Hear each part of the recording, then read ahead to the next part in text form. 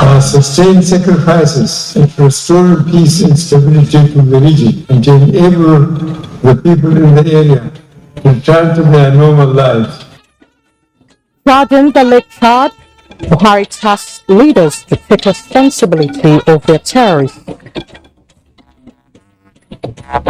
And the budget of the Ministry of Humanitarian Affairs was circulated before, but that was a mistake.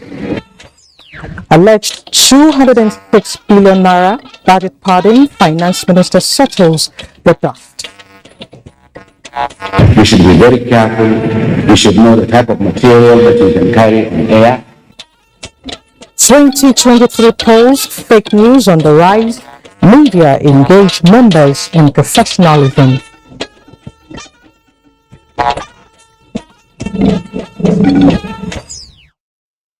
Hello and thanks for joining us on the news. I am Elizabeth Omori.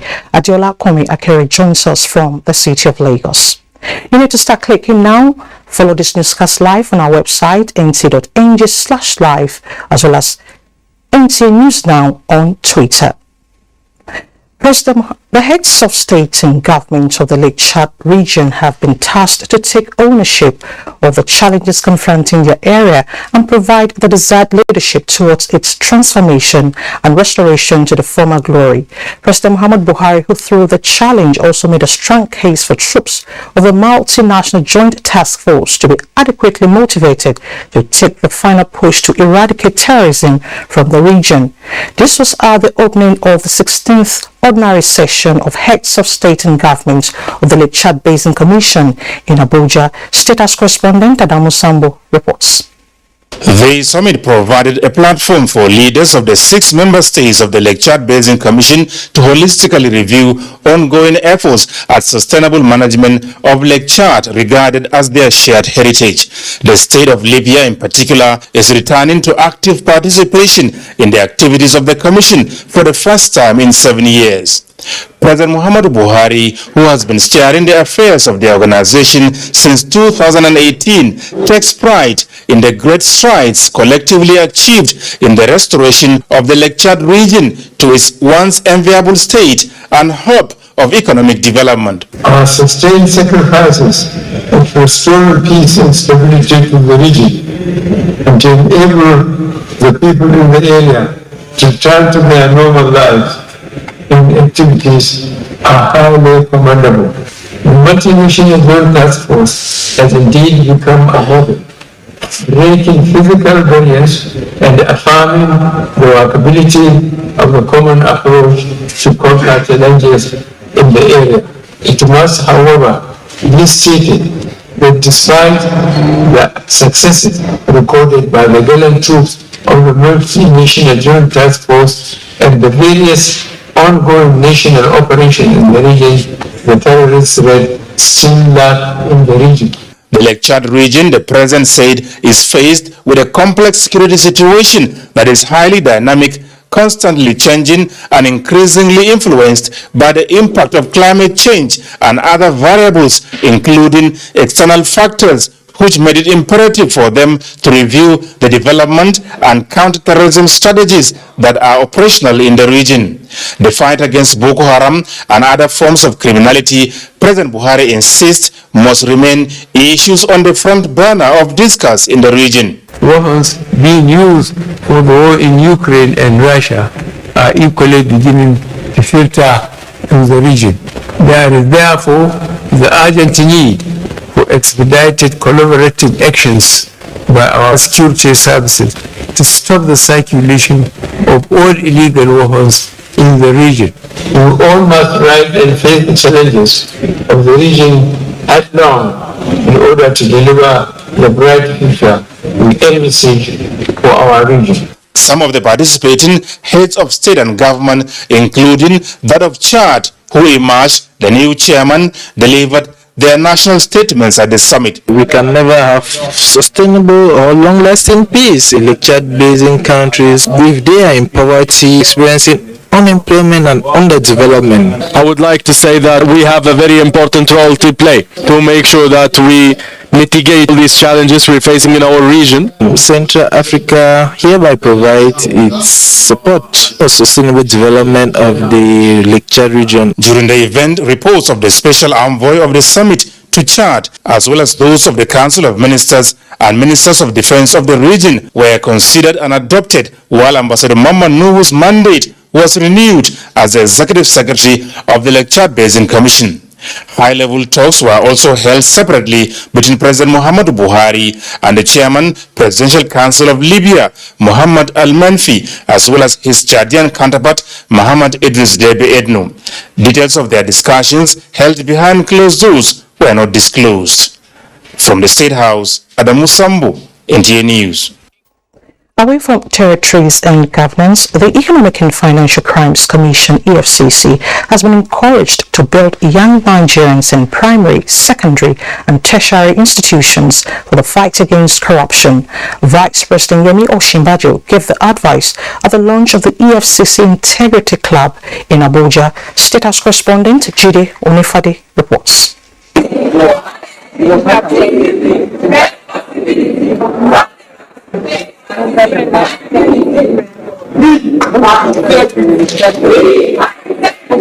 From these members of the Economic and Financial Crimes Commission's Integrity Club and Zero Tolerance Club, they crave for a better nation and a better future.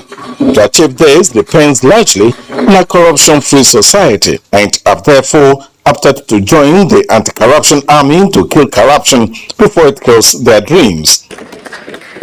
Vice President Yemi Osinbajo unveils the operation manual for the two clubs and also unveils the effects of corrupt practices on the nation and the people. Public money is not for private pockets. It is meant for the public good. It is meant for public infrastructure. So everybody who is pocketing public resources does harm to our country and does harm to the future. The integrity clubs must become policemen against corruption and wrongdoing. Whether it is a member of government or a shop assistant who is your friend or in your own class, you must fight against cheating. Chairman of the commission, Abdurrashid Bawa, explains the reason for the initiative. The future of our country belongs to us, the young generation, and the EFCC will spare no efforts in ensuring that they are way on the path of probity and moral rectitude. It is therefore important for us to ensure that our youth are fully mobilized to identify with integrity and zero tolerance club. That our homes and communities need to join our schools in raising purposeful and decent citizens. Here, schools are also advised to key into the initiative, mobilize their students to embrace the fight against economic and financial crimes. From the Model Secondary School here in Maitama, Abuja, Jide Onifade, NTA News. President Muhammadu Buhari has written to Senate requesting the consideration of a bill that seeks to provide legal backing for the National Social Investment Program. National Assembly correspondent Ignatius Nkwo tells us more. Senate reconvened for Tuesday's plenary with apparently a less busy order paper, only one committee report for consideration. But before then, President of the Senate Ahmad Lawan read for Executive Communications request for the consideration of a bill seeking to give legal backing to the National Social Investment Program was among the executive bills transmitted. The letter explained that the welfare initiative created in 2015 under President Muhammadu Buhari meets the force of law to ensure sustainability and continue to cater for the vulnerable. Pursuant to Section 58, subsection 2 of the Constitution, of the 1999 Constitution of the Federal Republic of Nigeria as amended, I forward here with the National Social Investment Program Establishment Bill for the kind consideration of the Senate.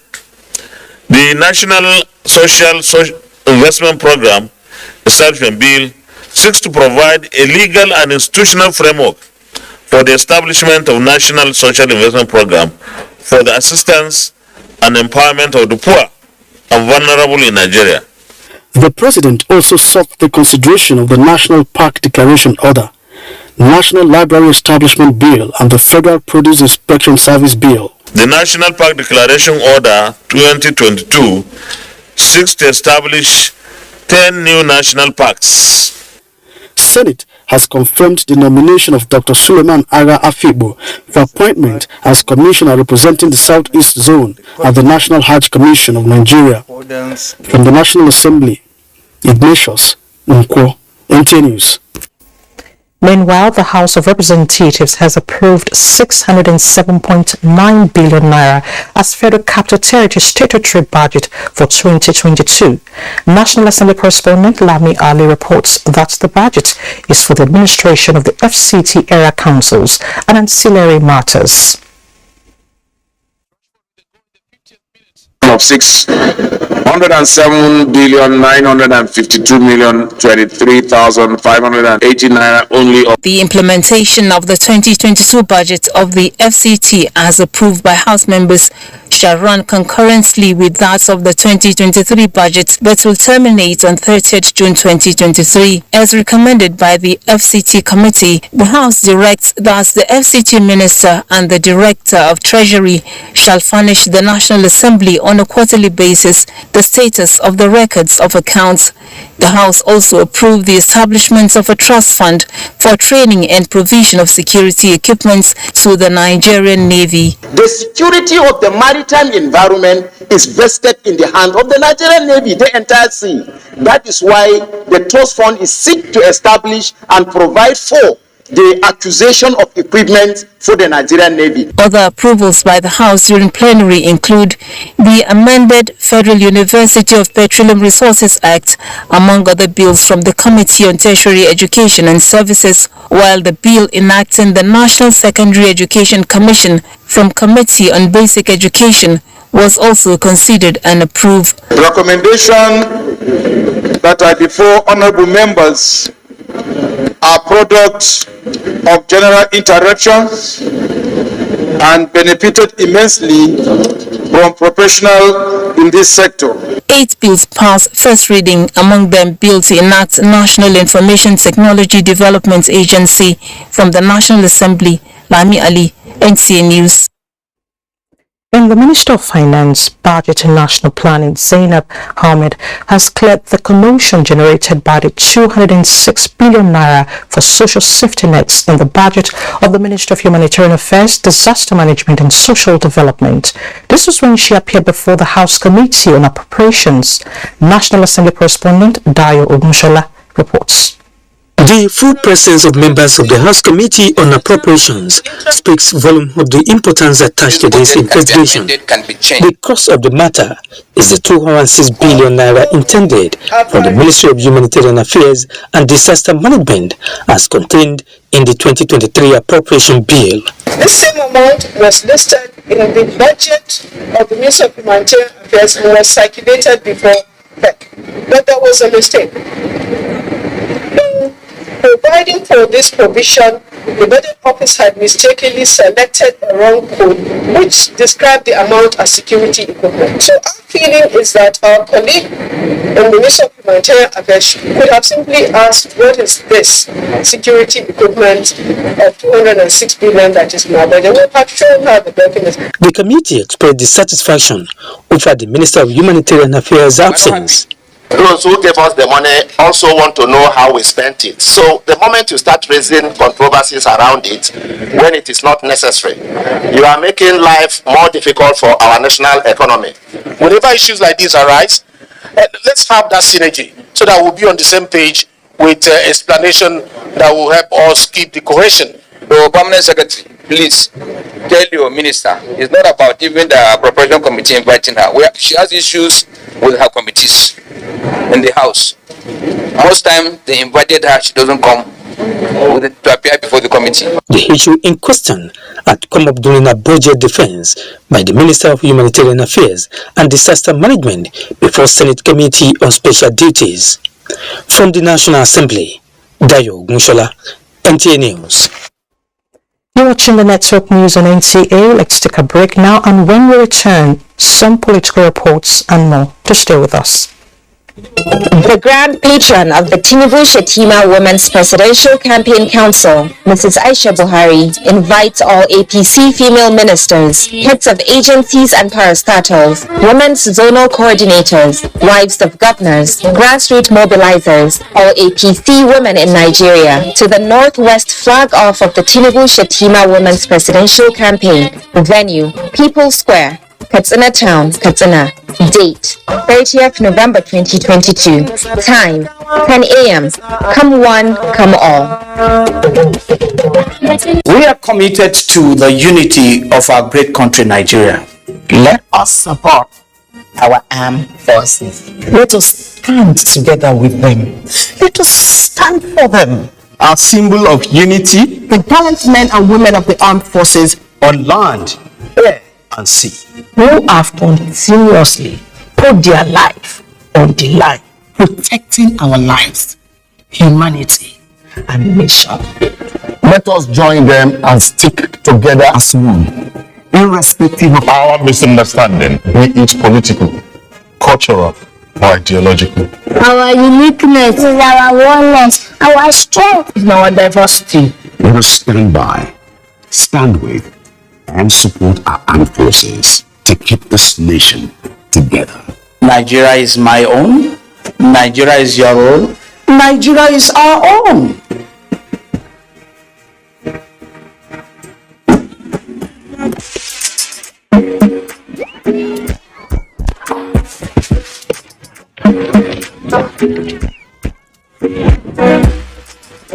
Full House Refreshment is goodness to go round. Introducing the Peak Yogurt Drink 1 liter Full House pack with more refreshment, which contains fresh cow milk. Enjoy Full House goodness filled with essential vitamin and minerals. Peak, reach for your peak.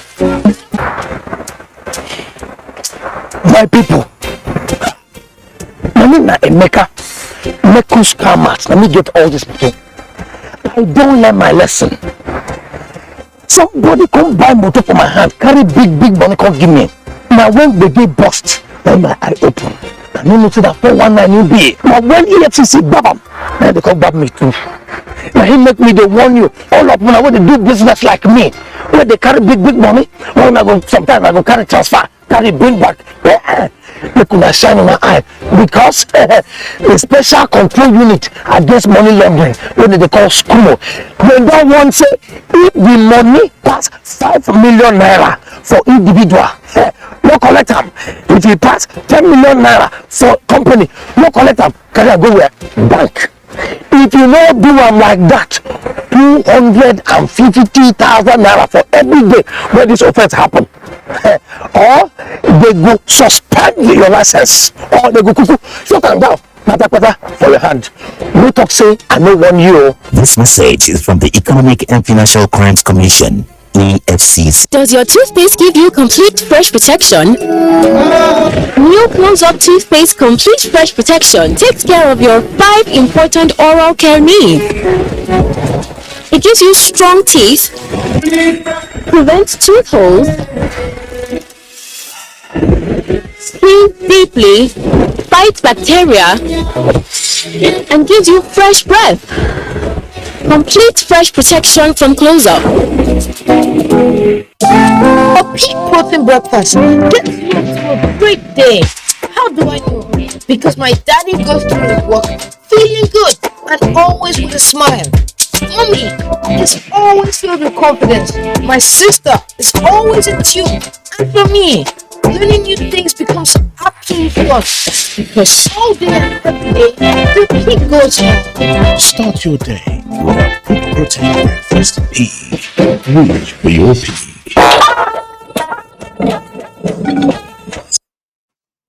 Thanks for staying with us. The National Judicial Council is evolving a contemporary justice system with the use of information communication technology. This has been done with the introduction of retrofitted courts in some parts of the country. Delia Tumbi has more.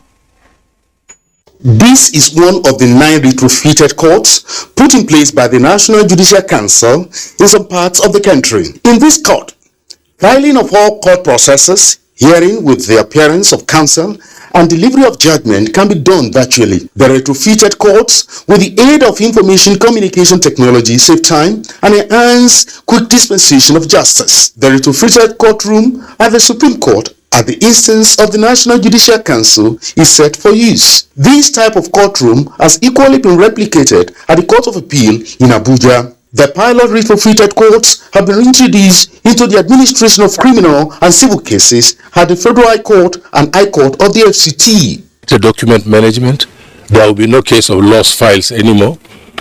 Everything is captured and replicated in so many places. Look, technology's advantages are just limitless. Inaugurating the retrofitted courtroom at the Supreme Court, the Chief Justice of Nigeria, Justice Olukayode Aruola, commended the ingenuity of the National Judicial Council for the introduction of retrofitted courts. Justice Aruola is of the view that the introduction of retrofitted courts in the country's judicial system will equally enhance the quality of judgment. Justices of the Supreme Court,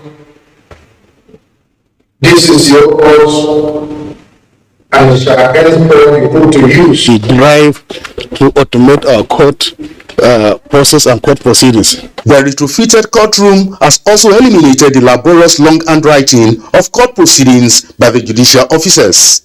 In Abuja, Dele Atumbi, NTA News. The Niger Police Force has reacted to a ruling of an Abuja High Court which sentenced the Inspector General of Police Usman Alkali Baba to 3 months imprisonment. A statement by the force says the IGP is a law-abiding citizen. However, the office is not aware of any court order with regards to the reinstatement of the said personnel. That the case in question is about an officer who was dismissed in 1992, few years after the IGP joined the force. The statement further adds that the Commissioner of Police in charge of the force legal unit has been directed to investigate the allegation in a bid to ascertain the position of the court and provide informed legal advice for prompt and necessary action. The Inspector General of Police reiterates his commitment to upholding the rule of law and synergizing with the judiciary to ensure quick dispensation of justice for an improved criminal justice system. In the All Progressives Congress, Presidential Campaign Council has described as false the latest report in some quarters, especially in the northeastern part of the country, that the APC presidential candidate Bola Ahmed Tinubu is said to have plans to relocate the Federal Capital Territory from Abuja to Lagos if he wins the 2023 election. A statement by the Director, Media and Publicity of the APC Presidential Campaign Council, Bayo Onanuga, emphasized that Bola Ahmed Tinubu is not contemplating such plan and will not do anything that is unconstitutional. The council describes as false the story on commercialization of the Nigerian National Petroleum Company Limited by the federal government. And the National Working Committee of the People's Democratic Party has resolved that the list for the Imo State chapter of the Presidential Campaign Council should be referred to the National Presidential Campaign Council for review to ensure greater inclusiveness of party members in the state in compliance with the guidelines of the party. National Publicity Secretary of the party stated this at a meeting in Abuja. Timothy Yusuf has an update. PDP National Publicity Secretary Debo Ologunagba, who conveyed the decision of the party, notes that all matters relating to the governorship primary election in Imo State should be suspended until after the 2023 general elections, stating that the purported suspension of some local government chapter chairman in Imo State is null and void, that no member of the party should be suspended, sanctioned, intimidated or victimized on account of legitimate and lawful democratic expression or association within the ambit of the provisions of the constitution of the PDP. There's a constitution for this party. Alright? This party relies on this constitution and work on it. At the PDP Presidential Campaign Office in Abuja, members of the Atiku Youth Wing of the party's Presidential Campaign Council in the Federal Capital Territory met to strategize on how best to deliver the Atiku Okowa presidential ticket in 2023. Atiku Abubakar is the man of his word. He promised us 40% in his cabinet with the youths. We are going to deliver FCT Members of the United Nigerians Mandate for Atiku COA 2023 also met towards mobilizing grassroots support for the victory of the PDP presidential candidate Atiku Abubakar. We just need a good leader to give the country the right direction, and no more, no less, and every other thing will follow. The meeting also featured paper presentation with the theme, "The Atiku Abubakar you have misjudged," as well as unveiling of the campaign handbills. Timothy Yusuf, NTA News. Undemocratic change of government across West Africa is becoming a source of worry for political actors in the sub-region. 2023 is an opportunity for Nigeria to reverse the negative trend. A National Institute for Policy and Strategic Studies, POL, has brought together key players in Abuja to strategize on a smooth election season. Ekene Nduri tells us more. 93.5 million Nigerians have been registered to vote in next year's election. This is according to INEC. The electoral umpire is also armed with a new electoral act with amendments to resolve electoral disputes, having also published a new electoral guideline. All appears to be in line for the elections next year, but champions of democracy are not satisfied with the role political parties are playing in the build-up to the election. Stakeholders have converged on Abuja, and they say parties must re-strategize to tackle issues of vote buying, political violence, and recruitment of candidates. Candidates are recruited and fielded into elections largely on cash and carry basis, rather than on a careful assessment of character and competence and integrity.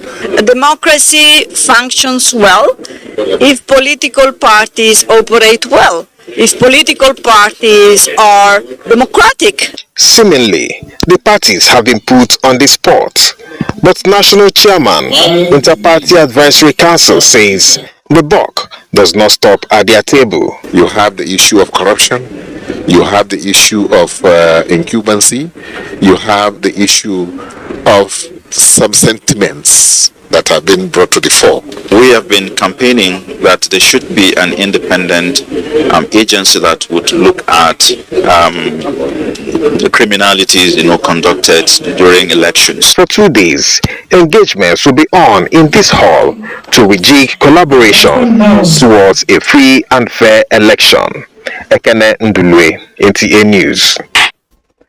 The National Broadcasting Commission has noted with dismay the unprofessional practice of some broadcasters who are personnel of particular broadcast stations appointed into campaign teams of some political parties.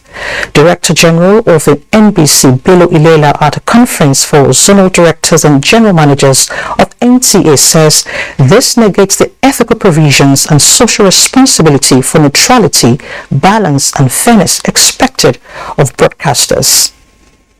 It is a conference for those managing zonal offices and stations on how best to cover the civic duty and the role expected of them as the representative of the Nigerian Television Authority.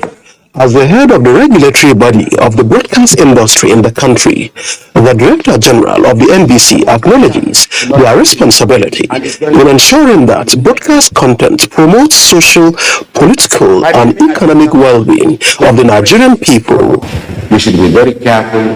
We should know the type of material that you can carry on air. These materials must not be tailored or designed to subvert the national or our national security. The task of media, especially a public broadcast outfit like NTA, its basic role is to enlighten and educate the public and act as neutral, objective platform for the free database points of view from all stakeholders. INEC wants the media to be truthful, factual in their reportage. Questions were asked, answers provided, and for the participants, the conference is timely, coming at a time the nation is preparing for general elections. It's just a reminder for for us as public broadcasters, our duties and our roles in exercising editorial judgments, making sure that we're not partisan. This lecture is going to guide us in all political broadcasts and broadcast of political jingles. We must make national interest first in anything we do. The participants were implored to pay attention to the provisions of Money Laundering Prevention and Prohibition Act 2022, which prohibits persons or corporate bodies from making or accepting cash payment of a sum exceeding 5 million naira in case of an individual or 10 million naira in the case of a corporate body. Francis from NTA News. In other news, Governor Nyesom Wike says he will continue to put a smile on the faces of Rivers people through the execution of quality infrastructure that will impact positively on the people. Ogedi Nyekwe reports that the governor stated this at the inauguration of Rupoku Iguota Link Road in Port Harcourt. That without good road networks, distribution, consumption, and commerce cannot thrive in any society. Poor road networks account for the number of high rates of rural poor in Nigeria because they do not have access to markets. As a result, every year, unquantifiable agrarian products perish, thereby making life difficult for many. With the construction of the Rupoku Iguota Link Road, the locals can now transport their farm produce to the markets. Little wonder the joy expressed by them.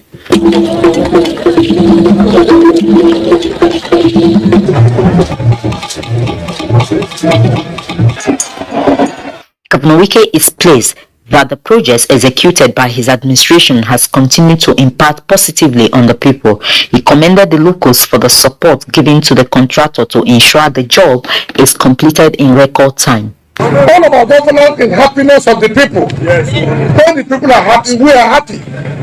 So if I come here to address you, everybody will listen to me. Yes. But if I was governor, I have not done anything, can I come here and campaign? So we have done our own part. And that is why there is peace in our state. The Rupoku Iguota Link Road is 7.6 kilometers with 7 meters of drains. The drains were paved to serve as walkway for pedestrians. In Port Harcourt, Ogedi Nyekwe, NTA News. All is now set for the 20th anniversary celebration of the Federal Roads Maintenance Agency, FEMA. A statement from the board and management of the Federal Roads Maintenance Agency indicates that the event will take place at the NAF Conference Center, Kado, Abuja, on Thursday, 1st of December 2022 at 9:30 a.m. with a conference focusing on the unveiling of FEMA's firm footprints and the launch of FEMA's toll-free short code. And it's time to join Adiola in Lagos for more reports. Hello, Adiola. Elizabeth, with less than 3 months to the 2023 general elections, INEC is ensuring all loose ends are fastened, and the Commission has put together a retreat for its administrative secretaries across the country to facilitate this. Annie Daniels has details. Since 2011 general elections, the reliance on new knowledge and experience gathered from the conduct of previous elections, enhancing electoral integrity and improving voter experience through innovation, planning and technology, the Independent National Electoral Commission says, has guided its operations through several elections, making Nigeria's elections better. This retreat is therefore another opportunity to sustain that success. It will not only bring INEC resident electoral commissioners up to date with preparations, procedures and requirements for a successful election, but also get the commitment of the Commission's administrative secretaries towards attaining the highest level of efficiency in implementing the strategies outlined for a hitch-free 2023 polls. Important issues must be implemented properly. Some of these issues include voter migration to sparsely populated polling units. So the Commission expects a lot from you to ensure that the polls are commenced at the time given, which is usually 8:30 a.m. in the morning. This will let us know exactly how the day will go. INEC says it has lined up 14 activities on its timetable, with 9 already concluded towards the 2023 general elections. My expectation, as I imagine, is the expectation of the Nigerian people that INEC will conduct an efficient, credible, transparent, and ultimately peaceful elections.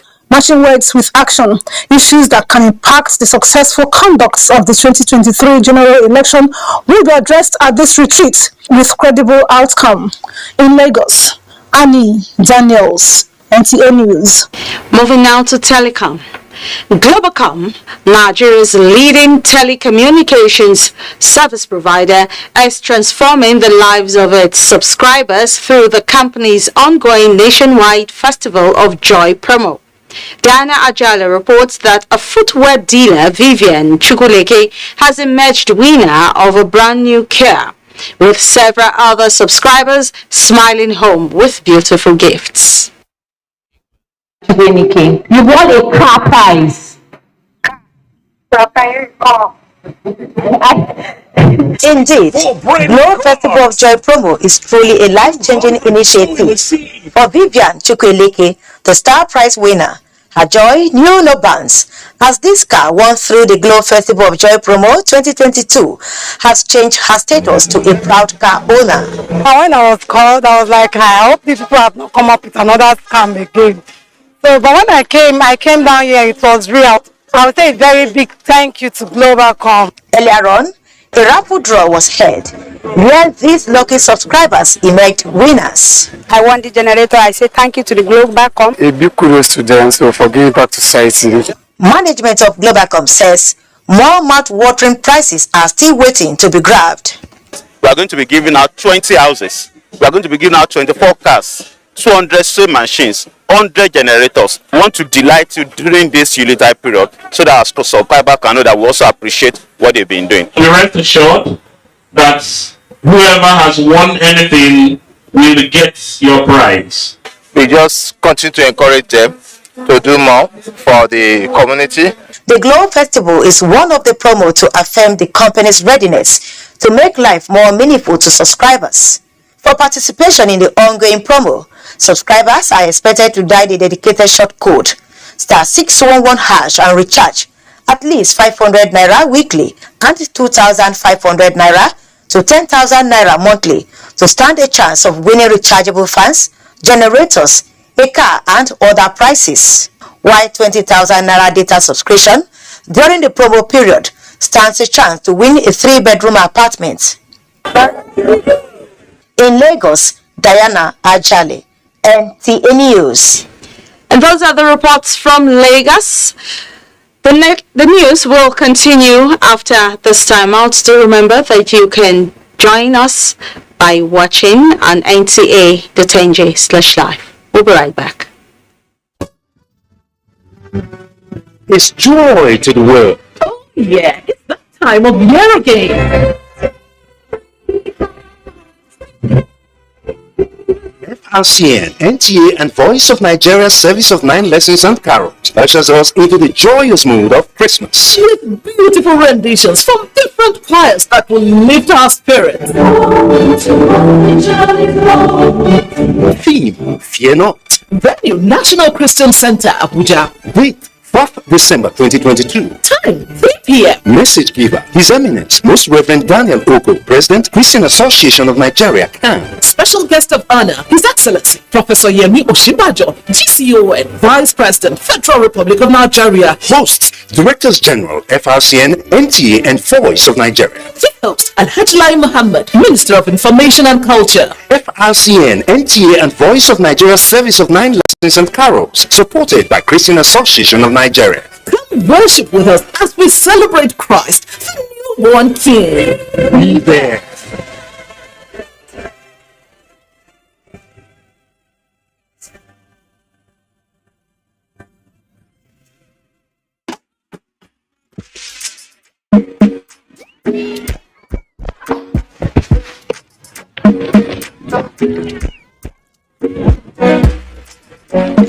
house refreshment is goodness to go round. Introducing the Peak Yogurt Drink 1 liter full house pack with more refreshment, which contains fresh cow milk. Enjoy full house goodness filled with essential vitamin and minerals. Peak, reach for your peak.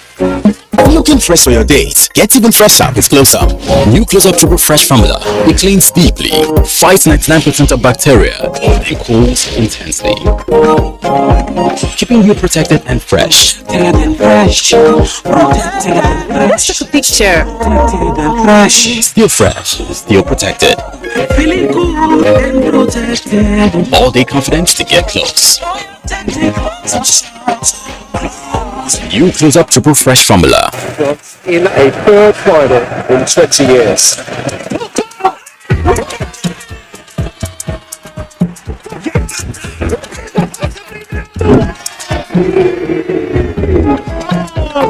Swiftly out of this road, now you can get a GoTV decoder, GoTV, and 1 month of GoTV Jolly for only 4,900 naira and enjoy all the show-stopping games live from Qatar on GoTV.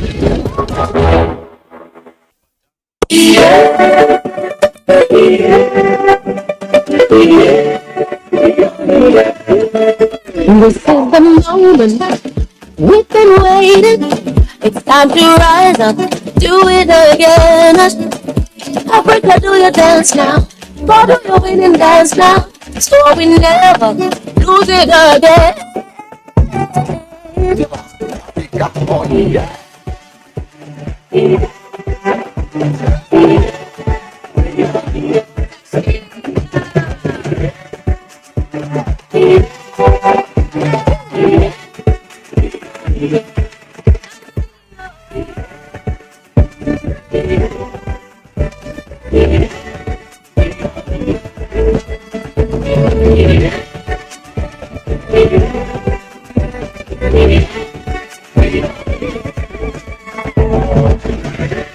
Africa rise up, yes we gonna rise up.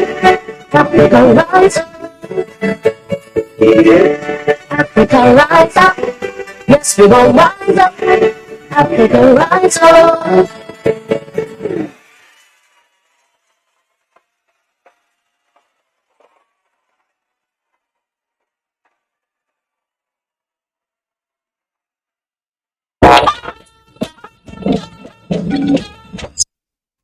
Thanks for staying with the NTA.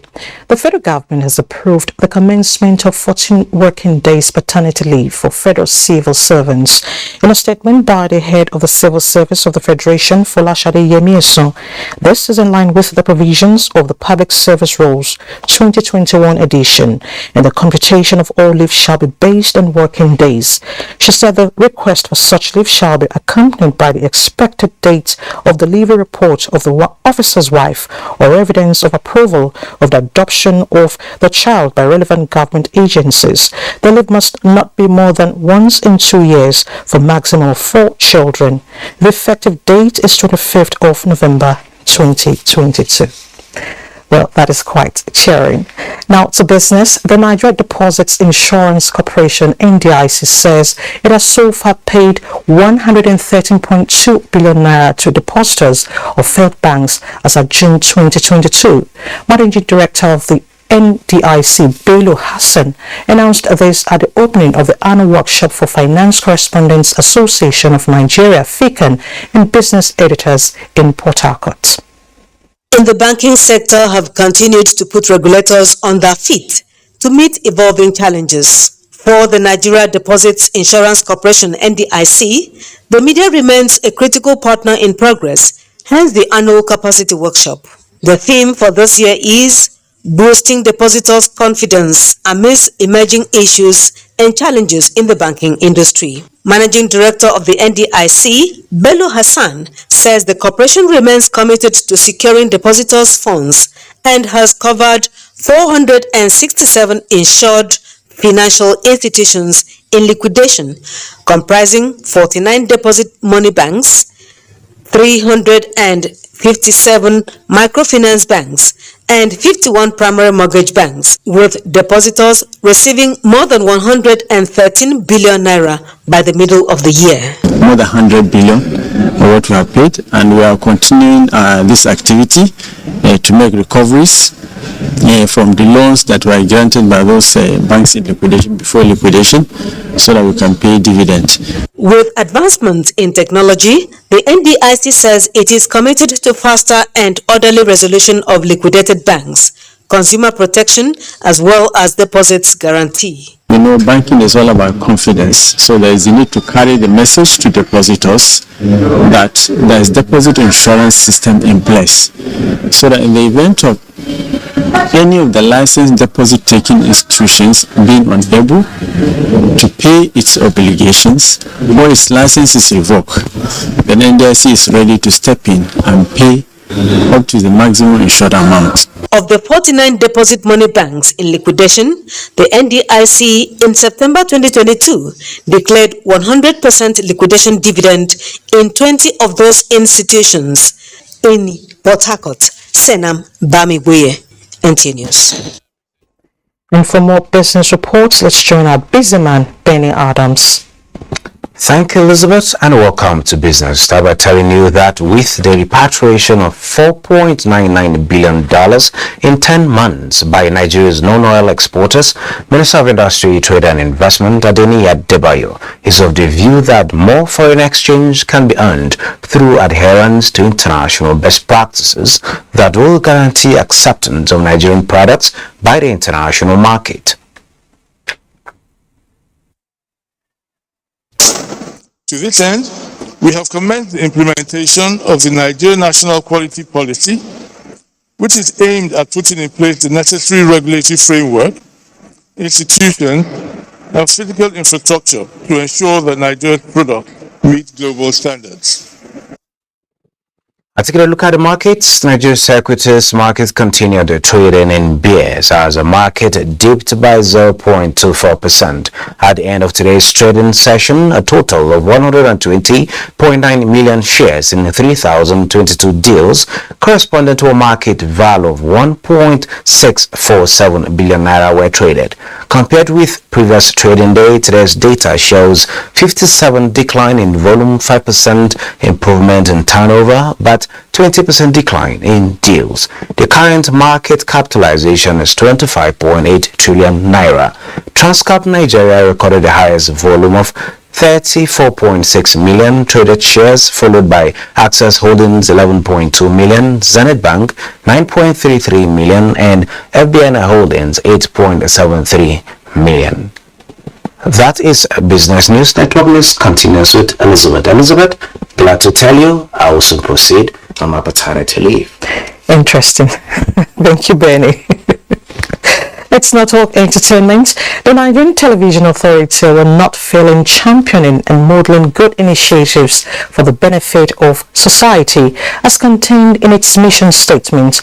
Aisha Ubali reports that the Director General, NTA, Salud Abdulhamid Dembos, said this at a movie premiere titled Traditions. People unique is their culture and traditions, which differs from tribe and region.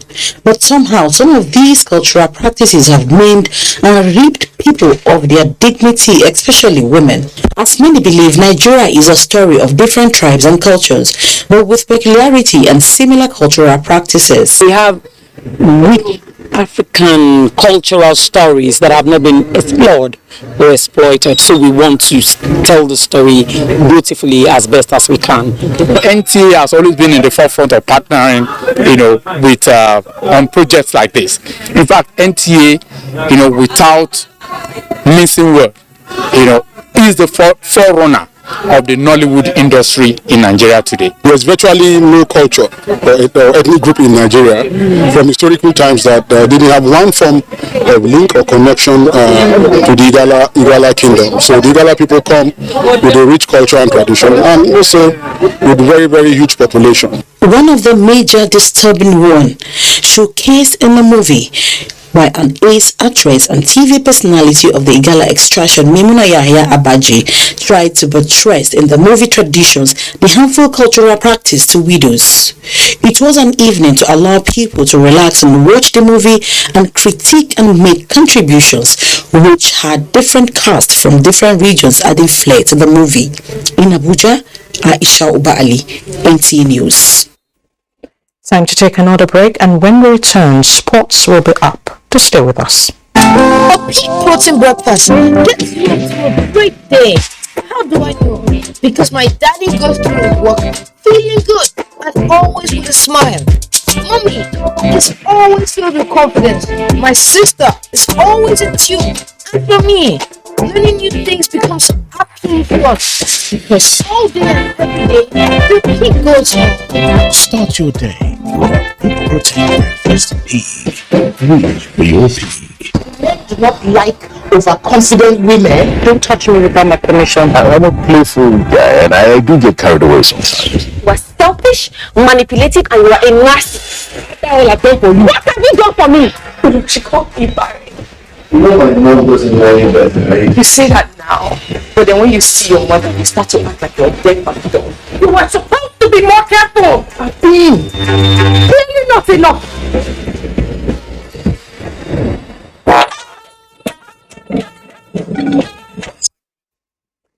Governor Okowa of Delta State has applauded President Muhammadu Buhari for presenting Delta States with the opportunity to host the Sports Festival 2022. This was when he received the touch of unity at Government House, Asaba. Tesikuka reports. The torch of unity finally made its way to the Delta State Government House, flanked by the Minister of Youth and Sports, Sunday Dari, and other government functionaries.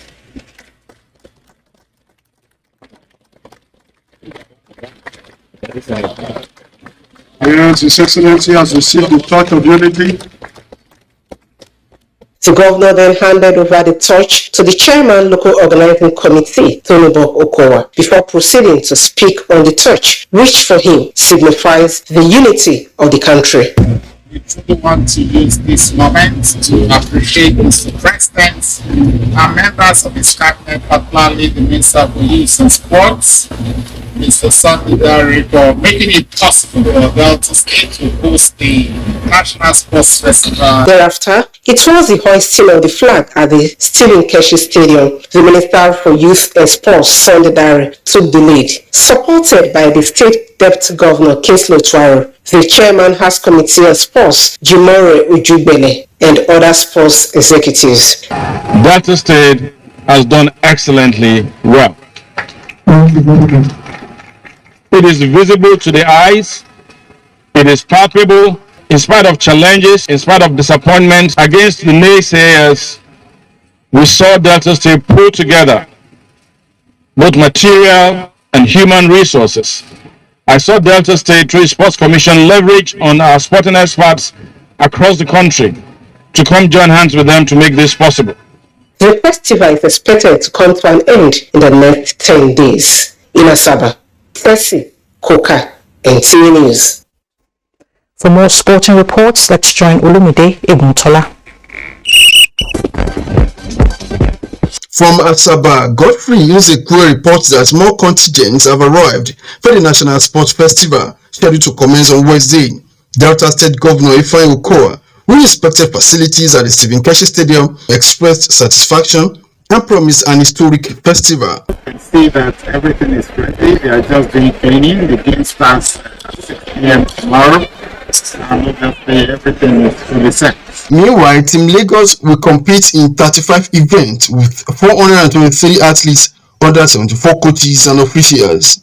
In another news, academics across different fields of study have suggested a review of national policies on sports, safety, security and violence-free schools in Nigeria as part of solution to challenges confronting sports and security in Nigerian communities. This was at the annual conference of school health educators. If all of us can work together, we go a long way to address security challenges. In another development, 25 sport philanthropists across Nigeria will be honored for their roles in promoting sports at the grassroots and national levels. The philanthropists who will be honored at an event in Abuja will be selected based on public polls. It's about the highest recognition and honor in Nigerian sports industry. And from the ongoing World Cup in Qatar, Bruno Fernandes' brace against Uruguay ensured Portugal qualified for the last 16 Monday night. Same for Brazil, that pipped Switzerland via lone goal. The Teranga Lions of Senegal became the first African country to qualify for the round of 16 after a 2-1 victory at the expense of their counterpart from Ecuador. Netherlands also cruised to the round of 16 with 7 points after a 2-0 defeat of the host, Qatar. With sports update, Olumide Kuntola, NTA News. Next is a quick look at the weather picture for tomorrow, Wednesday. Weather forecast for Wednesday. Sunny and hazy atmosphere is expected over the northern parts of the country, as sunny skies with few clouds are anticipated over the central cities, with slim prospect of thunderstorms to parts of Benue, Kogi, FCT and Kwara. The southern region should be predominantly cloudy with spells of sunshine during the morning hours. However, there are chances of thunderstorms over parts of Imo, Ondo, Osun, Oyo, Ogun, and the coastal cities later in the day. Stand by for air quality index and weather forecast across some selected cities. Thank you for watching.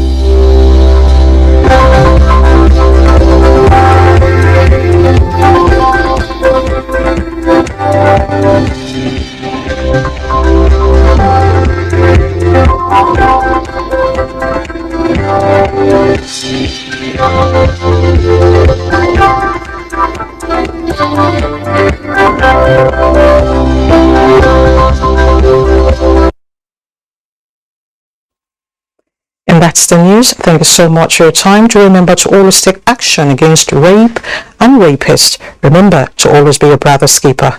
I'm Elizabeth Omori.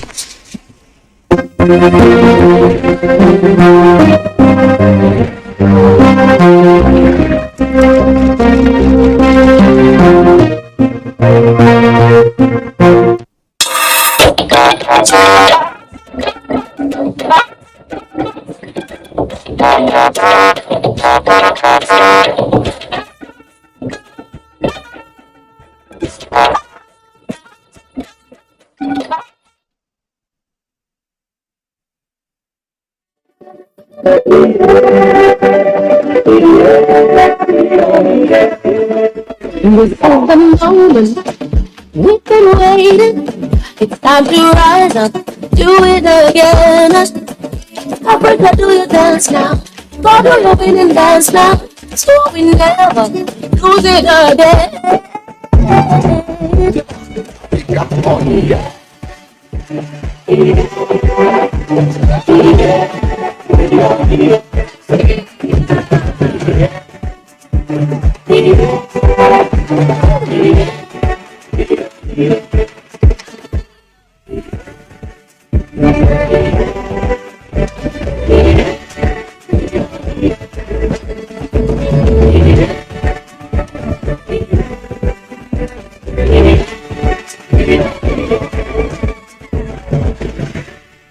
We can rise up, yes, we can rise up, and we can rise up. Yeah, and we can rise up, yes, we can rise up, and we can rise up.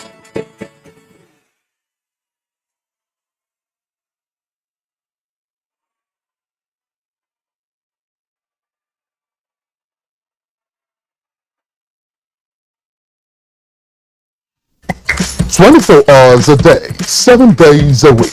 You can watch NTA International live on your TV, computer, iPad, tablet and phone. Log on to visiontv.co.uk and click on Entertainment, then NTAI. You can also download the iOS or Android app on your mobile devices to watch NTA International on the go, anywhere in the world. NTA International. Your window through the world. From dusk to dawn, 24 hours a day, NTA International is with you. In your living room, office, and everywhere. unaware. We provide the company you desire in terms of balanced and up-to-date news, programs, and the best of entertainment.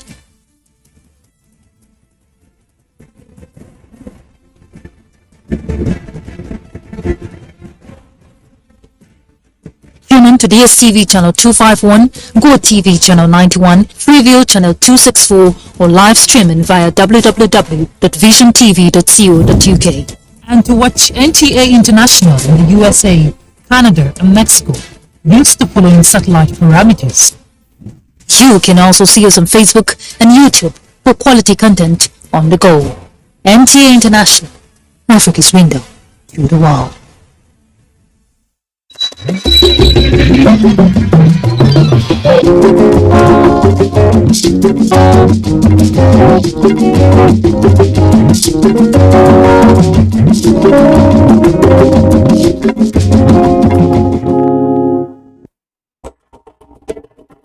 To every politician, as the campaigns gain momentum and passions begin to rise, remember, the errors of your opponents do not make you. Featuring an impeccable personality with purposeful leadership, Alhaji Mohammed Mitakobi, the Executive National President of Road Transport Employers Association of Nigeria. In 774 local governments, will be able to put all our structures in everywhere. I'll be able to bring the retail members together, reconcile them to come and work for the progress of the association. Welcome to a world of fun and excitement as we also present an assemblage of professionals in the media space. Some compelling NTA programs, current trends in the fashion world, ICT, sports, entertainment, and lots more. Get a copy at the vendor near you or any NTA station nationwide. TV Guide, your indispensable companion.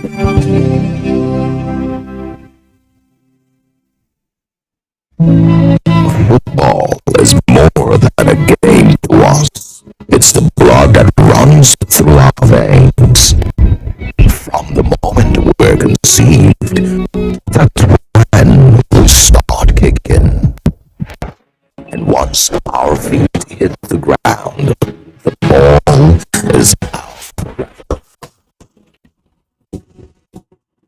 Every move,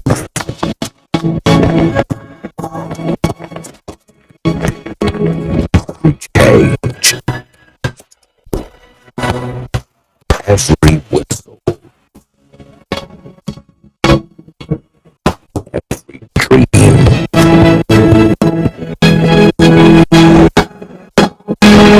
this passion is engraved in our heart. That's why when the last wide midnight jump, we say football. More than football, more than that.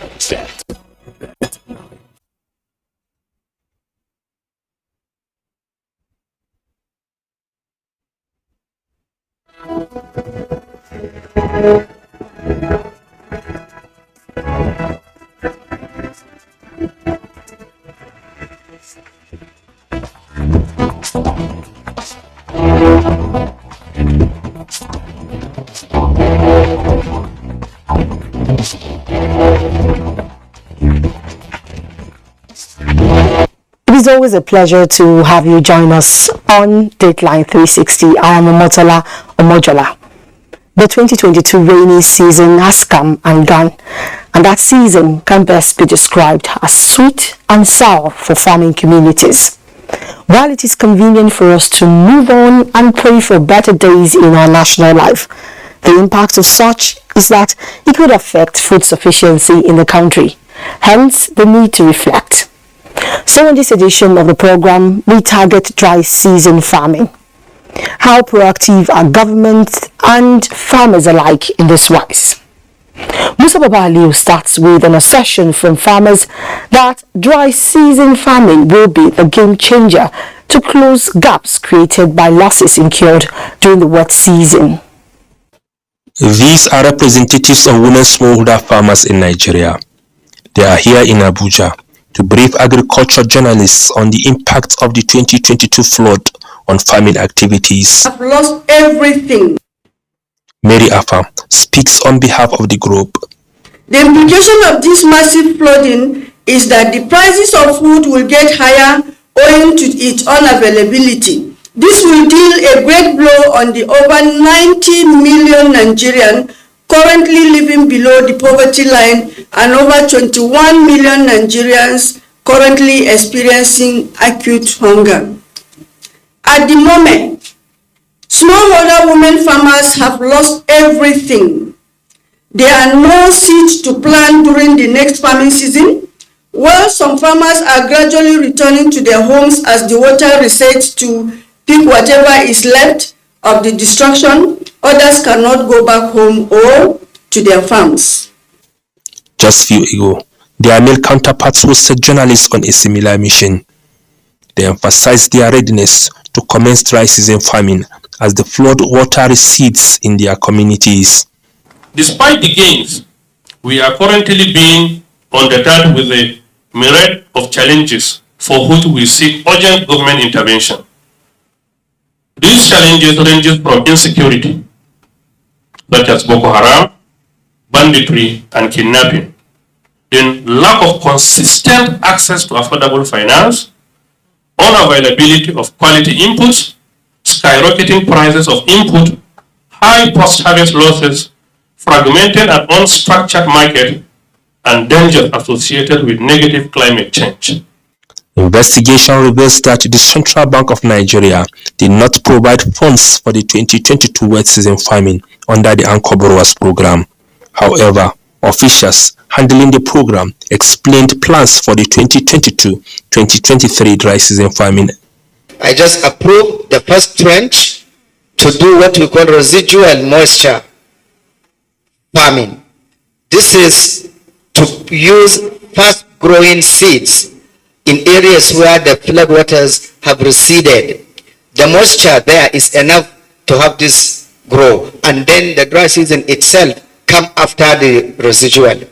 And we have harnessed some of the floodwaters to be used for the dry season farming for irrigation. As subscribers of the CBN Anchor Borrowers program await the release of funds, I went around some states to see how prepared farmers. We have the belief that if we can do 2 cycles of production in this dry season, whatever losses that has occurred during the floods will be remedied. And we believe that is why the call for Mr. President to direct the release of funds for this 2-cycle dry season.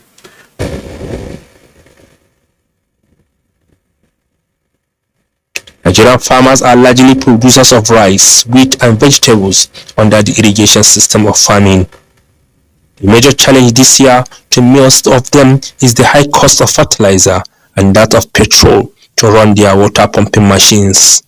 After the land preparation, there is an area which is very critical. That is the area of planting.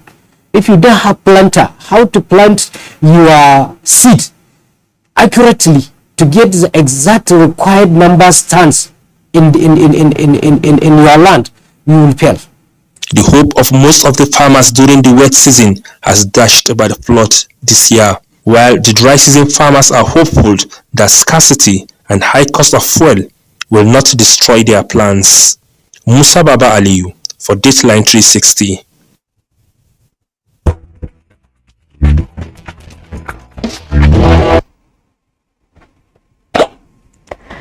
Thank you, Musa. Now let's go to Taraba, where Haruna Adamu reports that dry season farming activities have commenced in earnest. Farmers and the leadership of various farmers associations in the state, he says, are however requesting support from government and other bodies to maximize the season.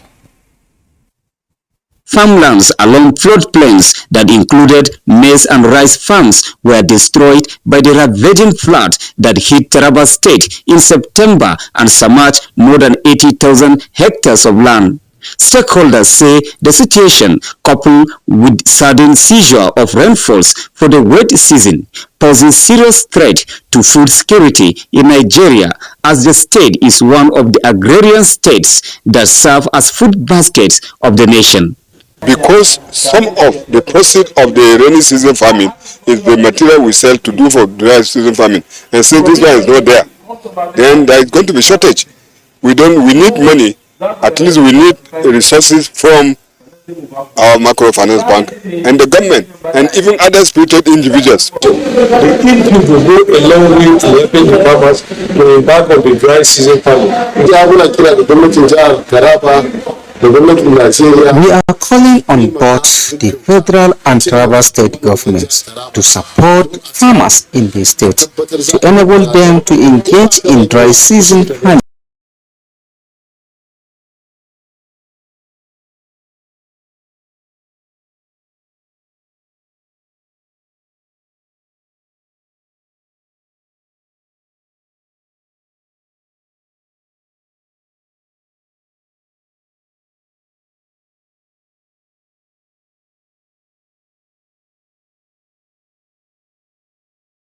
Governments are critical to scaling up dry season farming across the state. Dry season farming is expensive, so we are making an appeal to the government, federal government of Nigeria, Taraba state government, NGOs, the Central Bank of Nigeria, to see in which way they can support so that we can embark on very large scale dry season farming. The dry season farmers basically needed some cash support, improved seed, fertilizers, and water pump, among other inputs. We need farm input, we need financial support. Our major challenges are fertilizers and high cost of petrol. We need government to come to our aid. We are interested in dry season farming, but we need support. Taraba State Commissioner for Agriculture and Natural Resources, David Ishaya, says the state ministry has met with the leadership of farmers associations and other relevant stakeholders with a view to supporting dry season farming in the state. Most of those areas that are affected are also good for dry season farming. So the government, we are also calling on the relevant agencies to see what we can do quickly in order to upscale dry season farming those areas. That way we will be able to save food production. Our handicap will be the amount of capital available to sustain this dry season as usual. But hopefully we will be able to do the bit we can do so that we can post the dry season farming. So we are very much into it and we are ready to start this December. We are aware of the challenges of the food crisis that we are bound to face in this state. What we are focusing on, we are encouraging our farmers, and we are going to give them reasonable amount that we will be able to cultivate a larger portion of land. Although farmers in Taraba State have not received any intervention from any quarters regarding the dry season farming, those who have the means have hit the ground running. Adamu Haruna Adams, reporting for Deadline 360.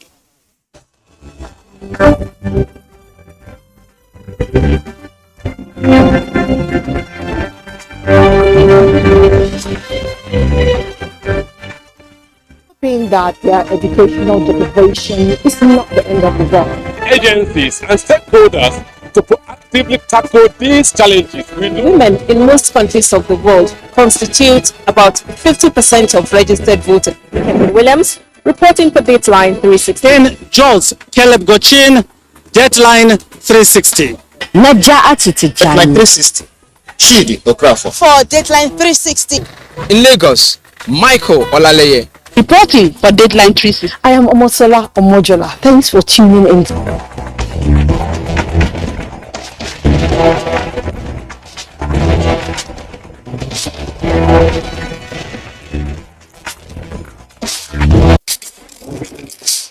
What are we doing as a nation to first of all settle our teeming populace, especially NTA's political package with a third eye on the nation's political scene? I'm Fisai Ogunku. Welcome. have to be very careful giving space to people who are obviously sponsored to further the agenda of some other groups. A lot of questions.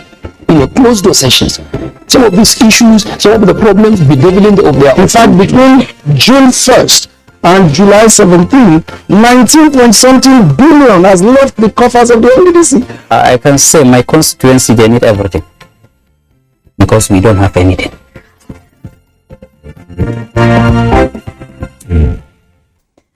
Niger State had its fair share of flooding that characterized the 2022 rainy season and, of course, wet season farming. A state particularly known for rice farming, Fatima Usman reports that, though affected by the floods, the farmers are optimistic about irrigation farming, but appeal for empowerment. Niger State perennially experiences flood due to some of its communities' location on the floodplains of River Niger and Kaduna. The natural disaster each season it occurs leaves affected communities in the state, especially farmers, with devastating stories of woes. Rice farming, which requires waterlogged areas to strive most often than not, is usually the worst hit by havoc wreaked by floods on farmlands. It has unbalanced us in anything we want to do as regards to farming.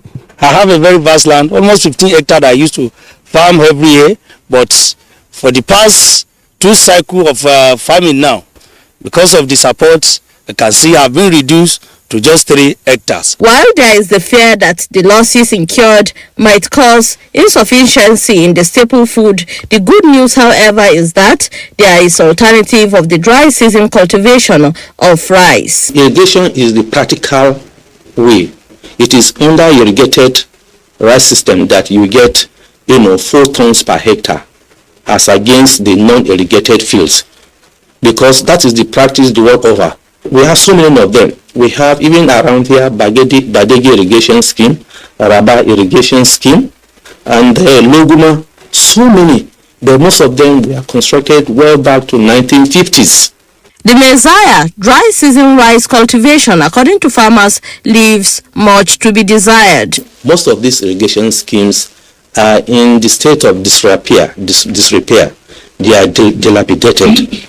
So what needs to be done is, like we have said repeatedly, these irrigation schemes, which are spread across the length of this country, needs to be rehabilitated and then new ones established. Dry season farming is much more lucrative than even the wet season, but it's more, at the same time, it is more expensive because of the water management and other inputs that you need to support yourself. If the CBN will come to our head to support us as they used to do with the farm inputs, water pump, fertilizer, herbicide, and so on like that, it will cushion the effects of the flood that we had in the last farming season. The cost of water pump at this moment, despite the fact of the matter, these are available, the cost is not affordable for farmers. The Niger State government thus has these interventions to bridge the gap. The state government instructed with stern directives that the agencies that are responsible for supporting farmers, particularly here, IFAD and FADAMA, they should swing into action, come out with all the seedlings, inputs that are required basically for dry season farming, with equipment to the affected places, thereby empowering the farmers to be able to go back to the farm to have the share of what they are going to get during the dry season farming. Experts are of the view that dry season farming is the remedy that government and all concerned need to give more attention towards attaining sufficiency in rice production in Nigeria. In Mina, I am Fatima Usman. Increasing farmers' productivity and income during dry season will require the development of appropriate technology through research and efficient extension systems. This was a submission of some key players in Akure while speaking on dry season farming and food sufficiency. Let's hear more from Abiola Rio. In Nigeria, dry season agriculture starts late October and runs till late March. With Nigeria's patterns and unpredictable rainfall, it means farmers have to participate in dry season farming to increase their income and food sufficiency. Ondo State is blessed with good climatic condition, which makes food produce like rice, yams, cucumbers, plantains, vegetables, tomatoes, potatoes, among others, thrive during dry season. Although the prediction by the Nigerian Meteorological Agency, NIMET, that 22 states including Ondo are prone to flooding was evident around September as some farm produce like rice and maize were washed off by excess rainfall and flooding. It is quite obvious that, number one, rain-fed agriculture is not enough to sustain us. Even naturally, there is no flood. The level of production that we can achieve with rains is not enough to sustain the populace these days. So we definitely have to increase our crop production activities using irrigation facilities where it is available. Mr. Abayomi Monilari is a farmer who is ready for the dry season as he has planted watermelon to serve as cover crop to prevent weeds on his yam farmland. In Ondo State, God has so much blessed us that we have a lot of streams, a lot of rivers where we can plant during this dry season. Some of this swampy area will dry up, but still the soil will be wet. You understand? So that these crops can still survive. We still go into dry season production by making use of irrigation. And the irrigation system now depends on the capacity of the farmer. As a way of ensuring food sufficiency in Ondo State, government is rendering assistance in terms of loans, seeds, fertilizers, among others, to smallholder farmers in the state. We are promoting irrigation. A lot of our people planted tomato when we had rain because we made available varieties that can thrive in rainy season. And now we are equally making available varieties that can do well where there is no rain. We are encouraging cultivation of yam inside sacks. Our intervention in terms of input, subsidized input, our intervention in terms of land availability, and now we are working on even on market. So promoting value chain. With the growing population of the country and the realization that importation of any food item will continually drain the country's external reserves, stakeholders say it is important for both small and large holder farmers to involve in dry season farming for food sufficiency in Nigeria. In Akure, Abiola Rio, NTA News.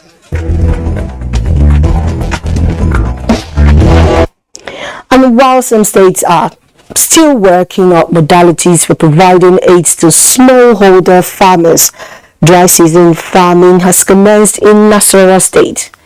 Achigili Magaji reports that the state government, in collaboration with the International Fund for Agricultural Development, have distributed more than 250 million naira worth of inputs to local farmers. Though Nasarawa State occupies a prime position in the food production index of the country, however, this normally depends on rain-fed, which is not adequate to tackle the challenges of food security, hence the emphasis on dry season farming. Inaugurating the solar power borehole and innovative rice processing center, the Deputy Governor Dr. Emmanuel Akabe says, Nasarawa State's government has keyed into value chain development program for job creation and source of revenue to the state.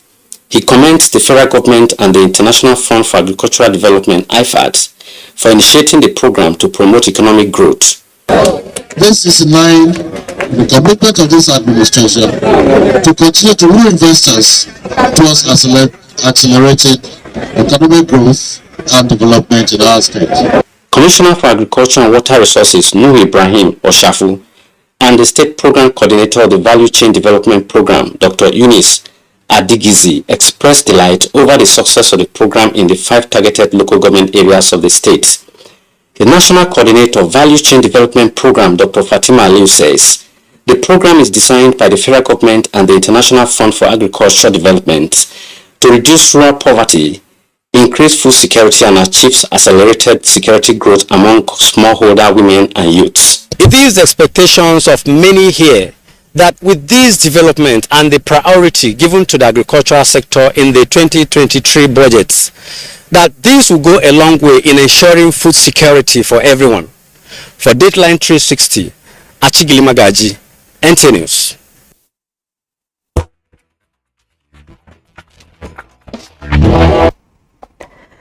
It is our earnest prayers that all efforts meet desired outcome for abundant harvest to keep us food sufficient, especially in our staple supply. I'm Motala Mojola and I thank you very much for the pleasure of your company. God bless Nigeria.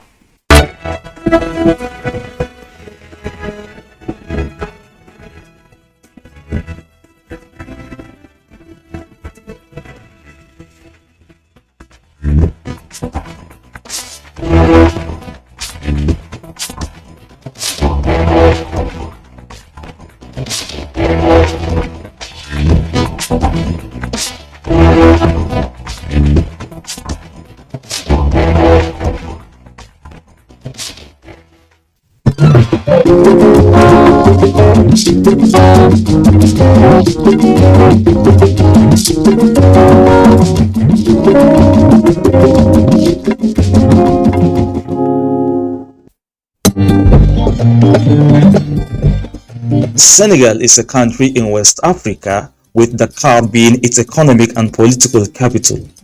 The capital, Dakar, lies on the Cape Verde Peninsula, the westernmost point of continental Africa. It is bordered by Mauritania to the north, Mali to the east, Guinea to the southeast, and Guinea-Bissau to the southwest. Senegal also borders the Gambia, such that it nearly surrounds it, as the Gambia is a country that occupies a narrow sliver of land along the banks of the Gambian River, which separates Senegal's southern region of Casamance from the rest of the country. The country also shares a maritime border with Cape Verde. It covers a land area of almost 197,000 square kilometers and has a population of around 60 million people. The state was formed as part of the independence of French West Africa from French colonial rule. Therefore, the official language of the country is French. The Senegalese landscape consists mainly of rolling sandy plains of the western Sahel, which rise to foothills in the southeast, where Senegal's highest point, which is 2.7 kilometers southeast of Nefen-Dakar at 648 meters, is found. The northern border is formed by the Senegal River. Other rivers include the Gambia and Casamance rivers. Like other post-colonial African states, the country is home to a wide mix of ethnic and linguistic communities, with the largest being the Wolof, Fula, and Sarod people. The Wolof and French languages, however, are used as lingua francas for the country. The economy of Senegal is driven by mining, construction, tourism, fishing, and agriculture, which are the main sources of employment in rural areas, despite abundant natural resources in iron, zircon, gas, gold, phosphate, and numerous oil discoveries recently. Senegal's economy gains most of its foreign exchange from fish, phosphates, groundnuts, tourism, and services. Tourism in Senegal can be considered a developing industry, with a number of parks, islands, and beaches also in the list of tourist attractions in the West African country. Senegal's Lake Oretba, also called Lac Rosé in French, or the Pink Lake, is a famous tourist attraction in the country. It is a lake that is nestled between white sand dunes and the Atlantic Ocean. Located some 30 kilometers northeast of the capital Dakar, the lake is known for its bright pink color, which is caused by the dry season algae that live in the water, known as Dunaliella salina. This algae, when exposed to sunlight, produces beta-carotene, the red pigment found in carrots and other veggies. The Dunaliella salina bacteria, which gives the lake its distinct color, is completely harmless to humans. hence swimming and other activities in the lake are possible.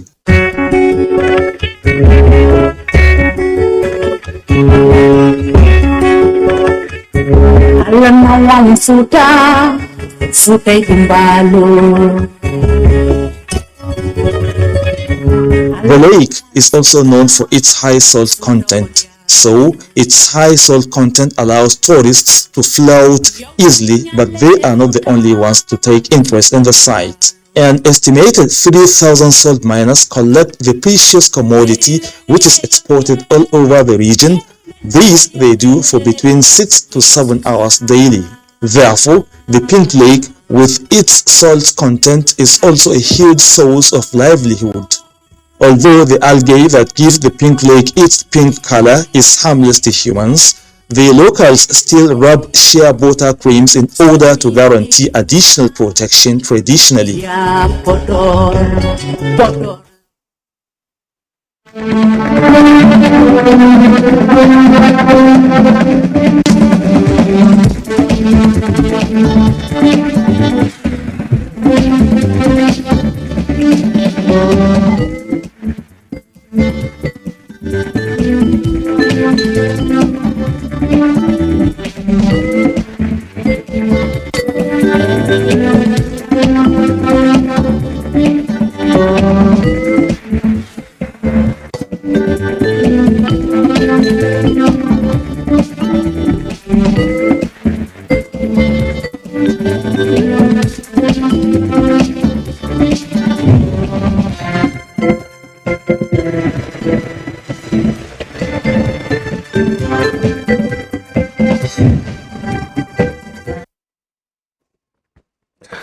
Hello and welcome. This is NTA Tuesday Live and I'm Cyril Stover. At the commencement of oil drilling campaign in the north, following the presidential flag-off of the Kolmani Field Integrated Development Project straddling Bauchi and Gombe states, has continued to generate excitement and positive comments from stakeholders in the Nigerian oil and gas industry. Now, some of the industry experts say the successful discovery and swift move by the Nigerian National Petroleum Company Limited and its partners to develop the asset up to production would lead to the spread of the national wealth and economic development to the northern part of the country.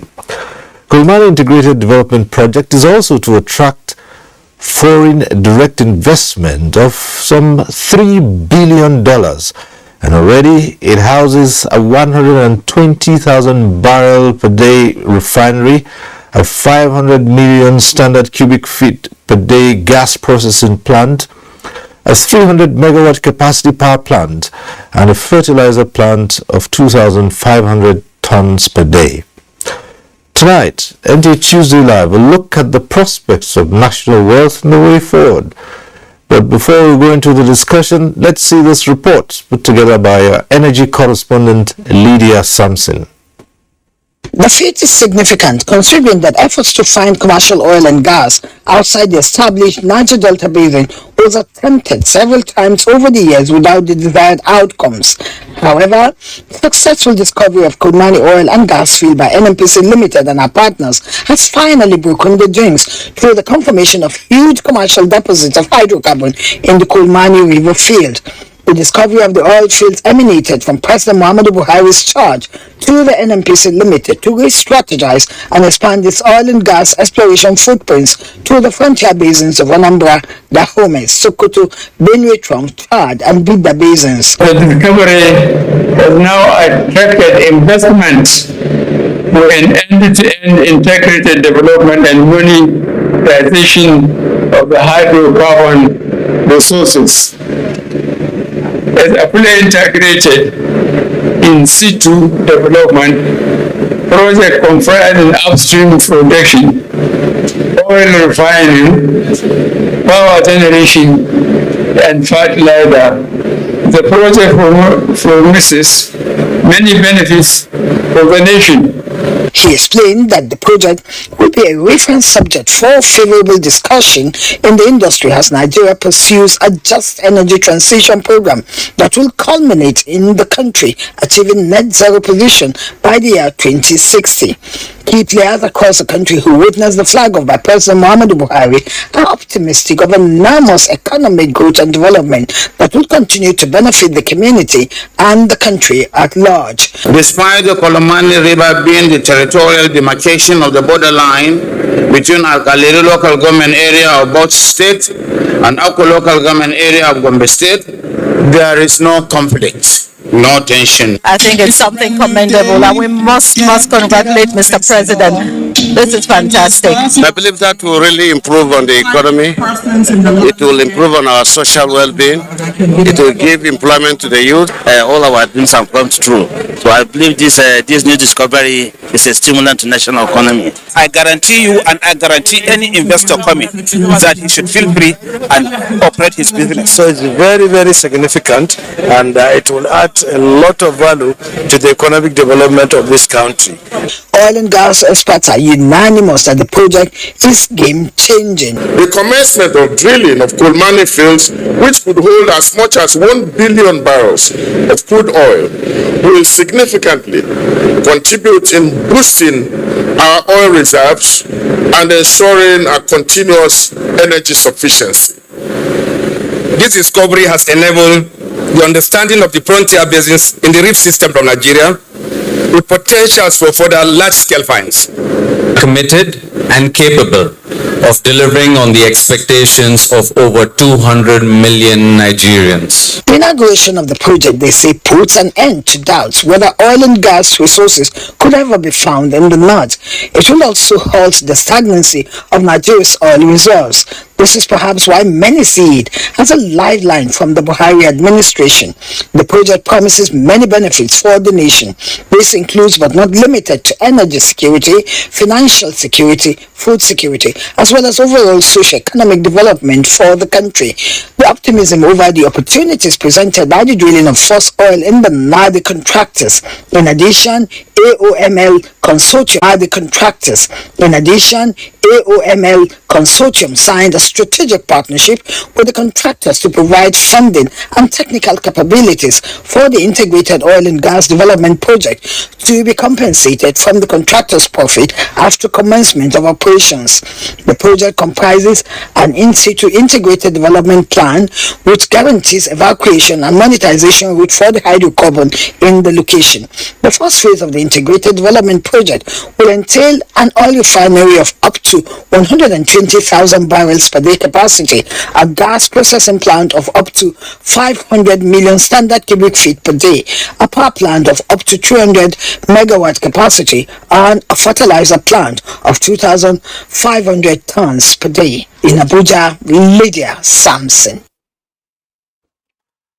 And that report sets the tone for tonight's discussion. I'd like to introduce our guest to you. Let me welcome His Excellency, the Governor of Gombe State, Muhammadu Inuwa Yahya. Mr. Governor, thanks for joining us tonight. Thank you, sir. It's my pleasure joining you tonight. Right. I'm happy getting to it.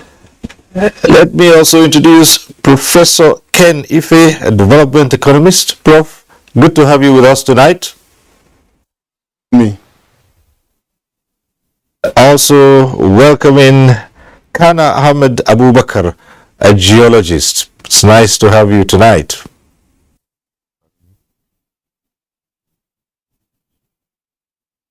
At the appropriate time, we'll once again acquaint you with the procedure for this program.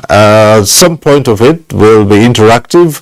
It means you can join in the discussion. But for now, let's also introduce another of our guests tonight who is joining us via Zoom from Kaduna, Engineer Kailani Muhammad, a former NNPC workers representative. Good to see you, Kailani. Since a long time. How are you? Good. Right. Thanks for joining us tonight. Good. All right. So, huge prospects. Oil in the north. Mr. Governor, Gombe is joining the League of Oil-Producing States. What does that make you feel?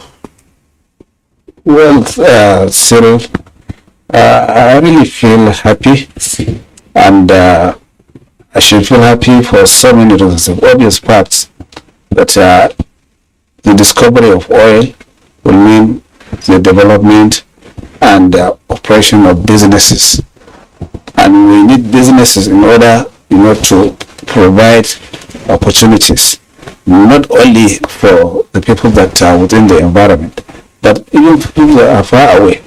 And the fact that NNPC Limited and another company, SIPCO, have joined hands, plus the NNDC and all the other contractors that they've engaged, it means already we've seen signs that there will be a very big window and opportunity for our youth who are unengaged and are looking for where and how they can fix themselves. In addition, there is an opening for industries to pick up, since it is an integrated development. There will be a refinery, as you rightly mentioned. There will be a fertilizer plant. There will be the processing through a plant as well for gas, 500 million cubic feet of gas daily, and generation of power. We are talking of 300 megawatts, which will be a trigger as well for other industries, knowing fully well that power is the greatest problem or challenge that manufacturers and industries are facing in the economy. So if you join all, it's a blessing. That is a blessing if we are able to manage and use the experiences we got down the Niger Delta, pertaining to either drilling, the exploration, drilling, and the operations. We will definitely have to sort all those problems before we enjoy the benefits. So much as we see it as a blessing, we must do the needful in order to address the issues that will make us see to its success, so that we operate and will move positively as we project and move forward, trying to catch up with the rest of the developed world. Nigerian economy needs a breathing space. We need to expand so that all of us will cling on it and project the country forward, so that there will be people will live in prosperity and there will be happiness, rather than what we are experiencing now, suffering in penury and pains. All right. Well, keeping in mind the experiences of the Niger Delta, we will come to that as the discussion progresses. But let me go over to Professor Ken Ife. And yes, we hear this is an integrated approach. Take us through, would you, this concept of integrated approach. This is the most beautiful part of this, the level of integration. You have an integration of the upstream, midstream, and downstream, and it's all in one location. So you save on so many things. You don't need, kilometers and hundreds of kilometers of pipeline. You don't need duplication of, and in fact, so integrated that you can even generate the power which it needs. I was congratulating the governor just a few minutes ago, because I know he worked so hard in even getting 1,000 hectares of industrial park. Now the power for the industrial park is just next door. So it is something that not only that will create employment, but it will create massive downstream opportunities. Other industries are going to be going there. And then it gives us a geographical diversification of an existing array of mineral resources that we have. So it's no longer Niger Delta, but you now have it in the middle of the country. And that also is in the trough, in the Benue troughs, which means there are many more yet to be discovered. And this 1 billion barrel will increase, obviously, as we invest in exploration. And one good news, actually, is that the PIA created this hydrocarbon tax that allows 30% of it to go to frontier basins. And this is very significant, because not only that you empower more exploratory activities all along there, from there to Lake Chad area, but also along other river basins. And this is one of the reasons why you are having a very high rise and persistent rise in the price of crude all over the world. It's because people are not investing in exploratory activities. So the the volume of reserves that have been stated is going down because there are no more investments. People are now, saying that, well, all this crude thing will stop in the late 2030, but Nigeria has made adequate provision. So we are going to be provisioning more exploratory activity, discovering more wells in where it matters, and then connecting the T's and then dotting the I's. So it's very, very welcome. I tell you, it's very, very interesting concept. We'll come to many more ways, but at this point, let's bring in the geologist, Kana Ahmed Abubakar. Was it a surprise that the efforts eventually paid off to discover oil in the north of Nigeria? I mean, for all those years, the belief was that oil is only to be found in the Niger Delta region. And even when efforts started, there were attempts to investigate if there could be prospects of oil exploration in the north. Quite a number of people felt it was a waste of resources and that it would never come to fruition. Was it a surprise to you? And the question is coming to the right person. If you go back the preview of the exploration in the Middle Drainage Trough, it started in the early 90s. And the good news is that it started in the early 90s by some of our local professionals in the country. People like Chief Ario, who was the general manager, exploration in the Chevron at that time. So having known the literature of that area and then the possible potential of that area, he convinced his management for a field trip in that area. Having done that, they detailed Dr. Emil Fordley and then Professor Akande, Professor Dada, who are still alive in this country. Then kick-started and then drafted the geology of that area. Those are the early workers in that area around Department of Geology University of Jos. So that was a starting point where eventually, having done the preliminary work, that now gave confidence to the international oil majors to come into the Upper Benue. So at that time, when they came, the concession was given to 3 companies, ERB, Chevron, and Shell, which they work around Bajoga, some work in where we have gotten it now, and then some around Azari. Having done that, they are given permits to go into exploratory drilling, which they did at that time around 1997-98. And the technology at that time was believed that that area is a gas terrain, and the investment at that time, it was not worth doing. If it is a gas terrain, we have a lot of proven reserve of gas within the Niger Delta. Why should we put in money in that place? So with the coming of this administration, it has been a sort of a game changer in such a way that it came with the political will and with the contemporary technology, which were able to struck the wild card 2 years ago, and then finally the Kolmani. So I want to congratulate President Buhari as icing the cake by drilling this proven reserve in the Kolmani. So my advice now is that we should also explore the other aspect of the Upper Benue, the Zambu Ridge, the Wangila Arm, which were earlier exploited by the 3 companies at earlier measure, so that the more the merrier. And then if we are to relate to ours with the contemporary technology, we have just gotten 4 wells within the Kolmani. If you relate it to the United States of America, within the last 10 years, they did average of 25,000 wells a year. So it means we have not started. But the game changing now is, and the model we have adopted is the EC2, which Prof has just elucidated by saying everything is going to be within a sort of localization industry within that area. And that has been the practice from 1859 in the US, which have led to then being one of the big 3 in the whole world in terms of oil exploitation. So these are some of the game changing. So another thing again is that we have to change our land use acts, because if we are to go by the US, why they have more number of wells is because the land use act is not like ours, which you say the land belongs to the state government. No, in there, wherever you are able to find a mineral, what is in the ground, what is on the surface, and what is even above the air belongs to that individual. So you are supposed to sign with a prospective investor, come and drill, although there is a percentage they are supposed to give to the government.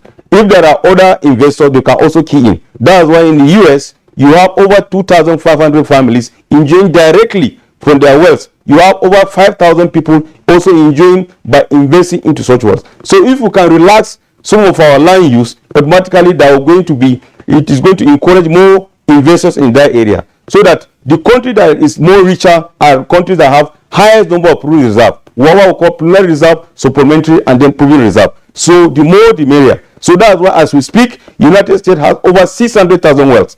In Nigeria, I cannot say we're even close to that. So the whole thing is that the game changing is till we have gotten the political will, we shouldn't go to the wrong starting that we had in Niger Delta that put us in the present quagmire. That's okay. So many things are coming out. Let's flip over to other guests who's joining us via Zoom from Kaduna, Engineer Kalani.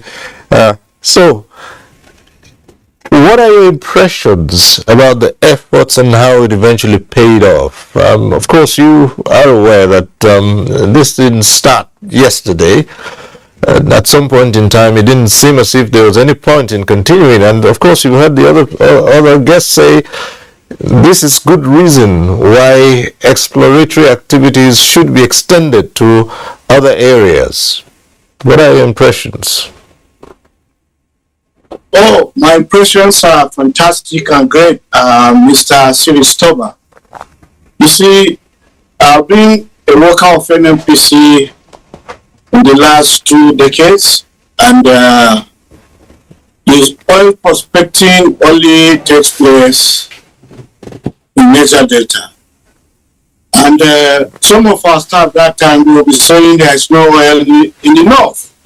And we kept telling them, look, if Libya has oil, Chad has oil, and Niger, we don't see any reason why in the north here there should be no oil.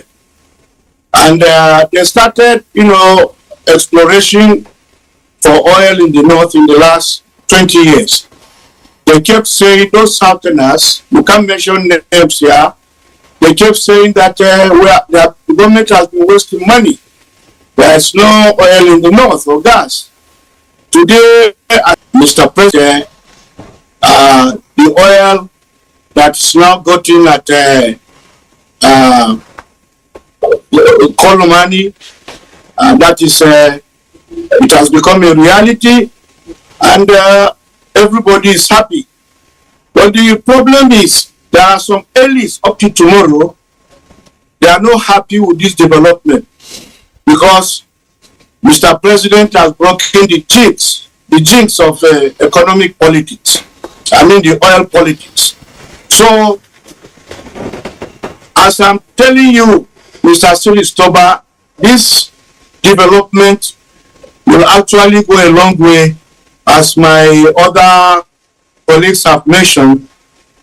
It will actually give millions of jobs. And to be candid, this oil that has been, that we got in the north now, it travels between Gombe and Bauchi State, which is about 1,000 kilometers to the bight of PD. That is fantastic. And some people, those critics, they have been saying NNPC laid a pipe from Niger Delta to Kolmani, and that they don't believe there is oil here. The reality, the dye is cast, and the reality is on the ground. So all we are saying now, they should come to Kolmani and find out the true position of what is happening there. And we hope the Sterling Company and NNPC and the NNDC and NNPC will not rest in their house to make sure that they continue to explore this oil for the benefit of all Nigerians. It's not only for the north. So I see no reason why some elites should not be happy about this development. And we are urging Mr. President to, as a matter of urgent, strident urgent note of urgency, to to go back to Mr. Sristoba, you are from Niger State. I'm happy to announce to you that the analysis on Bidatro has been completed, and we hope that of Sokoto too and Benotro, before this government, exists, we should be able to have all those frontiers, those oil from the north being exploited, so that me and you go back to Niger State. I would like you to leave NTA so that we put our hands together and make sure that we don't, when the oil is being developed, we will make sure we will not allow the restiveness that has been happening in Niger Delta and oil bunkering. Me and you, by the grace of God, we can stop it. So far so good. We are happy, and the gas that we have there, about 500 billion cubic feet, is enough for us to use those gases through the AKK pipeline, where all our industries that are dead in the north will come back to life. Millions of jobs will be created, and we are good to go. So, and me and you, Mr. Sristoba, we have to go and make sure we have our own modular refineries in Niger State, All right. so that we can service the North Central Okay. and the country in general. All right, Engineer Kailani Mohammed. We'll also look at the prospects of perhaps someday discovering oil in commercial quantities in Niger State. It's a prospect we should look forward to. I do agree with you, but let's come back to Mr. Governor, who's here with us from Gombe State. Now, Bauchi, this whole thing, the Kolmani oil fields, it's between these two states, and earlier on, you talked about the experience of the Niger Delta. Even up to the present day, there are still issues of litigations between states, of who owns what. With that at the back of your mind, what do you see with Bauchi and Gombe? I heard the governor of Bauchi State say there is no problem, there are no issues, even though this discovery has been made in a place between the two states. Let's hear from you. Well, I think he really set our minds, not only us as governors, but as a people. If you take yourself back to history, even before the creation of Nigeria, Bauchi and Gombe were an integral part of the Sokoto Caliphate. Before the conquest of the north, the caliphate by the Europeans, and eventually, going through the colonial era until independence. And by the time Nigeria got independence, we were all in the northern region. And that still continues even after the creation of states. When the Northeast was created, the whole of Bauchi, Gombe, Taraba, Adama, inclusive of Borno, 6 states were within the Northeast. Development further went ahead and states were further created. We went to Bauchi. Gombe and Bauchi were one. And entirely Taraba and Adamawa were all equally on the one side, and Yobe and Borno, meaning 3 states, that eventually we ended with 6. That did not separate us. We are like Siamese twins somehow, or in the exclusive list. Meaning it belongs to the Republic of Nigeria, and it is the people of Nigeria that are going to enjoy it. Where I think we need even to focus more attention on is for us to ensure that our people get the benefit, through the openness that will facilitate them engaging and operating with whoever is coming elsewhere. Nigeria being a capitalist country, it means we must attract investment. We must facilitate the flow of investment and fast track and facilitate businesses to thrive well, so that there will be economic opportunities, not only in oil and gas, but in all the other sectors, so that along the line, people will benefit from it. I don't think, and I don't anticipate, that there will be any problem, as rightly the governor of Bauchi said. And if you go back to history, we have been one people. Going forward, we shall continue to be one people. What I will encourage us to do is to ensure that the people really are updated on a daily basis. We give accommodation because we need to be our brothers' keepers. And beyond that, we need to, go by the rules.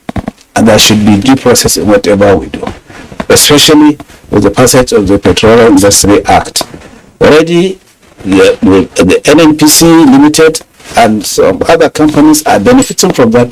There is provision for the producing communities. There is provision for exploration, which is another attraction. And there is provision for the NNPC to operate as a private sector company rather than a public sector like parastatal or government that really doesn't go along the business lines.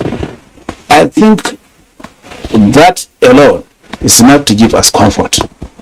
And if we facilitate our people to hang within the value chain for drilling, processing through the refineries, marketing and distribution and whatever, there should be no cause for alarm and everybody will be happy.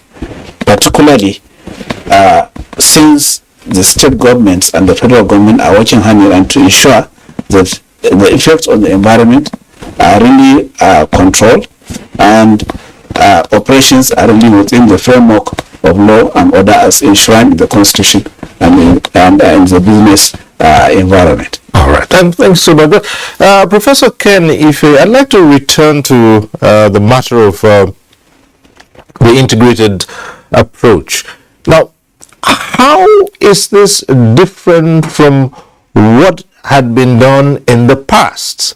Now that you have this integrated approach, how is it different, and what would be the advantages over how things had been done in the past and how they're going to be done now? Monumental economic opportunities that will be unleashed by this. First of all, our reserve, OPEC, allows us 445,000 barrels a day for domestic refining. And this capacity of 120,000 means that 1/3 of that capacity will be utilized. Now, if Dangote turns the tap on and this Koromani brings the refined product, we don't have any business anymore with importing PMS. And not only that, we'll just kiss goodbye to this, I don't know how to describe that activity because, people have given it all kinds of names. But look at 500 billion naira every month government has to go and borrow to subsidize the shenanigans going on in exporting crude, crude swap to refiners abroad, not giving the $3 billion every month to CBN so that they can disburse 1.8 billion. And look at the whole so let's not go there because it's a show of shame. But this corrects that shenanigan. The second thing, of course, is we already have experience, over 40 years experience in the oil industry. So that's why Ghana has to come to Nigeria to take a leaf, borrow a leaf from our experience. So we have experience in the oil industry to actually make sure that this is going to work. Thirdly, we have PIA that has delivered a new NNPC we will now have capacity to engage as much PPP, as much engagement of private sector to ensure that we actually get an efficient production and refining system in place. Number 5, we have experience in local content. So all the things that have gone through over 45 to 50 years in turmoil in the Niger Delta, we don't have to go all that. We'll put that behind us, and the communities have a regulatory framework, tested, operational, local content board. It all starts happening from day one. The other number 6 is pipelines. You don't need pipelines. Where piping to where? So there cannot be any issue of busting the pipeline and creating, nefarious pollution around the whole. You don't have all that opportunity because it's all happening in an integrated context. So many of where are you shipping oil to? We're not shipping any crude abroad to anywhere. We are refining our crude. Now that's a different model from what was going on in the southern belt, because we are producing crude going through the creeks. A security situation there is difficult to manage. And then the pipeline vandalism, people are taking us how many years? 10 years to discover that there are so many connections off the pipeline. So you don't have any of this. So it is a monumental economic gain for us. We just flip next to a geologist who is in-house tonight with us, Kana. Oil exploration does come with its own challenges, of course, to the environment and so many other things. From what Nigeria has been through since it first started on this journey, what would be the takeaways as you look to oil business in the north? Very much for that question. What I would say is that for the oil from 1956 up to now, most of the ups and downs have been learned. In terms of capacity, we've gotten all the necessary training and all the legal framework is encapsulated in the PIA. So having said this, what I can only say is that the issue of pipeline is not there again. So issue of boosting of the pipe then leading to seepages is not going to be there. And then the advantage again is that with having the oil within the Gombe area, already we are having the Gombe depot in that particular corridor. It means that in order to not to leave those particular infrastructure following, that could also still be a pipeline, but it's going to be a short distance between that particular area and then the existing pipeline, and then possibly to connect from the Gombe up to the Biu and then up to Maiduguri, because we are having depots there. These are infrastructures that are there. We cannot say because we are already having this modular system, then we could completely discard this particular area. So the lesson is that with the technology, current technology, state-of-art technology in terms of pipeline surveillance, we should be able to deploy it so that we don't allow this existing critical national asset to follow. We are also having Yola Depot, which is almost contiguous with that particular area. And to go back to the earlier question which is asked His Excellency in terms of contestation between the two states, petroleum is not found where it is formed. That's what we call petroleum migration. And the good news is that the petroleum in that particular area, the source rock is the Pindiga formation, which traverses between two local governments in that area, and possibly because it's contiguous to the Figa Shelf. So it means with more work, we are going to have more additional wealth traversing the whole of the area up to Numan, up to the Gongola formation. So it means we are going to have more number of wells with pipeline just cluster within the area that will be able to serve the need of that particular area. Then eventually, if the wells are in excess, we can still have a backflow because there's a pipeline from Gombe up to Jos Depot up to the Kaduna refinery. So I will indulge that Kaduna refinery, the current oil will have, is it compatible with Kaduna refinery? If yes, then it's compatible with that. We can also still, if we have excess, we can have a backflow. But with the current technology of monitoring of pipeline, which from the information we have gotten, there's going to be any pipeline seepages that what is ongoing during the pumping of the refined material from Kaduna to Gombe and then to Maiduguri. So that. Okay. Yeah. Well, speaking of compatibility, here's where we should bring in Engineer Kailani Mohammed. You just heard the geologist talk about compatibility. Yes. So this is your turf now, right? So take us through the process here. Yeah, what the geologist is saying is that with the oil now in the north, it will be. Are you hearing me, Mr. Cecilio? Yes, go ahead. Yeah. So the issue of pipeline vandalism between the north and other parts of the country will be reduced since we have our own oil. And it is also what he's saying is that all the existing pipelines cannot be abandoned. We can still use them to pump products while surveillance is, with the new technology, is being carried out. But before then, I mentioned that we have oil in Bida Basin. You are talking of commercial quantity. We have oil in Bida main channel of River Niger is in commercial quantity, and very soon NNPC will also go there to, do groundbreaking ceremony for that. That's for your information. Then Professor mentioned about the shenanigans that have been happening in the issue of importation of refined products and other things. I think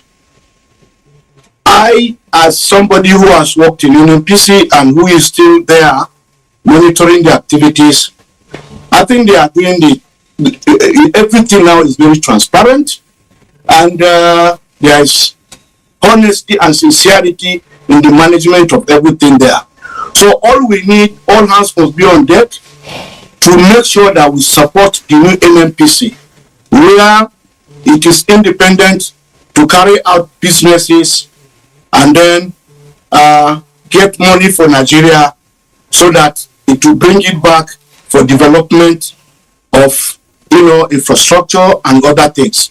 So, but the issue of all these governors, like my governor mentioned, that he said earlier that NNPC is independent, and that's why all those people crying foul that in the last 6 months NNPC has not been transferring money to FAC. They have been sharing this money. All these governors must have to diversify, as one of the professor mentioned. Industrialization, they must look inwards. We have solid minerals in this country. So free money is no more there. What NNPC will be doing now, after transacting businesses, they will get money while they pay tax to the government. I think it should be at the back of our mind. Before you even call me on this program, some people have written petition that even Mr. Mefele said no more money going to the federation account. I think we should know that as per now, NNPC is independent, and it's not like before that all the politicians will go and dip their hands in their treasury to be, taking money as anyhow. It's no more. We need to support them. Then on the issue of refineries, we thank God that this administration, before they go, Port Harcourt refinery now is about 90% completed. We almost have completed. And we know Kaduna refinery, the wood are already coming Kaduna now, they are already bringing their equipment for total rehabilitation. So I think with the Dangote refinery, as the professor mentioned, and the 120, 1,000 barrels will be getting from coal money, we are good to go. The sky is our limit. We will be refining our product here in Nigeria. There will be no too much importation. It's not going to be eliminated totally, but 80% will be done in-house here. And all the people that are saying when we start refining, it's going to be Uhuru. It's not going to be, because how do you refine your product? How much dollar does it take you? How is it sold in the international market? So I think what we are supposed to do is to support the government to make sure that all these goodies they put forward for us now become a reality. And I believe with the new management in NNPC, with the zeal the president has put in place now, Nigeria, the sky is going to be the limit for us. All right. Let's come back to Mr. Governor now. Gombe is a potential agriculture destination. Matter of fact, earlier on today, you were at the presidential launch of RAMP. That's the Rural Access and Agricultural Marketing Project. Yes, indeed. Okay. And you spoke on behalf of the governors and how important this project is, which will facilitate transportation infrastructure, help to guarantee food security, and generally improve the living standards of the people. Now, with the discovery of oil and exploratory activities, going by what happened to Nigeria in the past, when oil was discovered and agriculture took the back seat immediately, what are you projecting and what are the lessons that have been learned from that? And as you move towards this ramp project with oil now on the side, how will these be integrated? I think I've mentioned that we must learn from the mistakes of the past, particularly with regards to how oil, spoils both the Nigerian economy and the social and economic relationships of the people down its operation area. The south. And the ramp you mentioned is entirely for the support of rural economy, which is largely agro-based, knowing fully well that the majority of the people in the rural areas are farmers, and it is aimed at providing, means of, utilizing the agricultural produce and livestock produce to be facilitated through good means of transportation and access to market, and equally, linking with the other sectors of the economy. The relationship between oil and agriculture, yes, they all come from the ground. Agri needs the ground. Equally, oil, you have to drill the ground before you get to oil and connect through the linkages of transportation to take it to either the refinery or whatever. Already, the inherent benefits that we can obtain from the refining process and the industries aligned to it, like the fertilizer, is going to have effect too, because instead of going to far places, 2,500 tons of fertilizer daily is quite huge enough, to support agricultural productivity in the areas, the vicinity.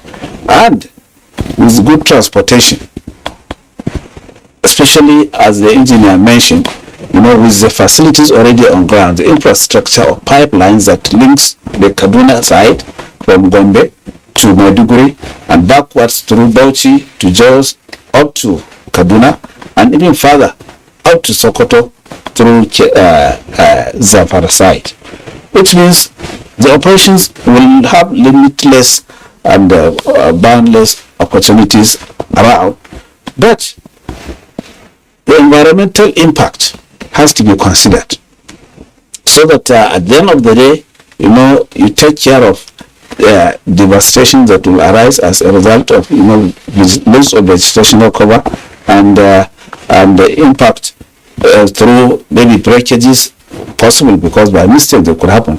But I want to guarantee, and as rightly mentioned that time, that will ensure that the people around the environment cooperate and even safeguard all those assets, because that's one of the factors that will occur. If we don't break pipelines, there may not be leakages that will impact on the agricultural land. And for the people that are there, they will be carried along the way of understanding the dynamics that will make them to safeguard and protect the investment, because they are aligned to it and they are benefiting from it. So I don't believe agric will suffer if enough care is taken and protection is given to the operations of the oil prospectors and miners and all the operations of the industry around the value chain. There should be interrelationships, and all those relationships should be managed in order to comply with international best practices. And I believe with the training and the support of the locals, through the efforts of government and the traditional institution up north, it may not be as difficult as we experience in the south. Well, Professor Ken, if we take off from that point and look at the other side of the coin, there are those who would say, well, fossil fuels, they come with so much challenge, and now the world is talking about moving away from fossil fuels and hydrocarbons. And Nigeria is discovering more oil fields. Is there a contradiction here? red herring, because we've been through this. Now, are those same foreign countries not going back to coal because of the Russian-Ukraine crisis? No, look, we have to focus on our own development. We have to prioritize our own development. And in fact, why I'm so happy about this coal money is that we are going to produce for us to consume. We are not going to be in a race to carry crude to go and sell abroad and then make sure that the political economy of exporting that crude ends up destroying our own capacity to refine the product. I mean, that's what I call the shenanigan. Here, it will be foul. And in fact, to tell you the truth, with the work the governor has done on his 1,000 hectares of land, that will become little Taiwan. I'm telling you, because you've got everything that you need to power. I took some people to him, the biggest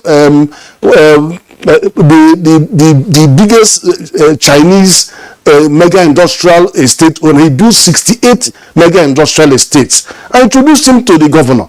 He liked the place. Now that if he hears that he's got what he's got now, that place will be Taiwan, because every industry will be rushing there, because you're going to have continuous power, no interruption. You're going to have every product that is coming out from there, all there on the spot. I haven't seen this kind of a situation where everything that could happen all come and converge at the same time, and they're all positive. So the economy, if you look at the economy of production, the economics of production of any of these elements like hydrocarbons or gas or methane or propane or LPG gas or gas compression or gas liquefaction or refinery or petrochemical, everything will be so positive and convergent that you cannot see any such economy anywhere in the region. Kana Ahmed Abubakar, again, the governor talked about the environment, environmental impact. If this is not managed the way it should be, this is a challenge for other parts of the country, and not just where oil has been discovered. Nigeria is said to be very rich in other mineral deposits too, and of course you from Nasarawa, you are well aware of that, and you know what's going on in that axis. So with that experience, what are your thoughts on that? You have said I'm from Nasarawa, and Nasarawa have similarity with Gombe, because Gombe, Census Stricto, has two geology. They have the sedimentary basin, which is harboring the oil, and they have the basement complex, which harbors a lot of base metals and so many metallic minerals. The governor co-attests to that. So the game changing which the West is trying to constrict us to go is a lithium mineral, which they have in Gombe. So the good news is that Gombe and Nasarawa discovering of oil, because we also have the same potential, just like Mr. Kilani is saying of the Nupe Basin. We also have that in the Kiana, and then the southern Kiana. We also have that potential, and the work is still ongoing. But the good news between these two states is that the terrain in these two states is different from that of the Niger Delta. That Niger Delta area is marshy, and that they don't have much land mass like we have here that we can play around with. And then with the lesson we have gotten from those other areas, and in this particular area, most of our people, over 50% of our people are agrarian areas. So they know the sociology of our people in this area is different from the people in down south. It's not that I'm insulting people from the down southern part of the country. I don't think we are going to have such kind of preponderance of trying to puncture, because you know that most of your life is on agriculture. We don't have creeks like they have in the Niger Delta, where it will pollute their own farm, the rivers. But ours is just flat area for farming. So if we puncture the pipeline, it's going to spoil our agricultural produce. Then the issue of the other minerals, the minerals are there. So the advice is that as we are making profit from this particular area, we should use it to develop the other mineral sector, and then trying to do value addition within the area before we take overseas, instead of the current practice. What is going on, most of these Chinese people, which Professor Iki has mentioned, a lot of them come for the mining sector, do what we call scavenging. They don't go through the normal standard practice of what we call lease period to start the standard prospecting up to the issue of the environmental impact, the issue of community social responsibility, and all of you. These are some of the things that will eventually come to Gombe and Nasarawa, And I think we have gotten lesson from there. And then in terms of the agriculture, what is the key thing in terms of agriculture? Apart from land is already there. Issue of fertilizer, the governor has said it. Once the fertilizer is at its closed door, automatically we are going to subsidize agriculture at the point of production. Just like what is happening in Egypt, they subsidize agriculture at the point of production. So the lesson again, the issue of the climate change you are talking about, the issue of moving into the green energy, that is international politics. International politics in the sense that we've been sort of a capture. Nigeria has been captured even from 1968.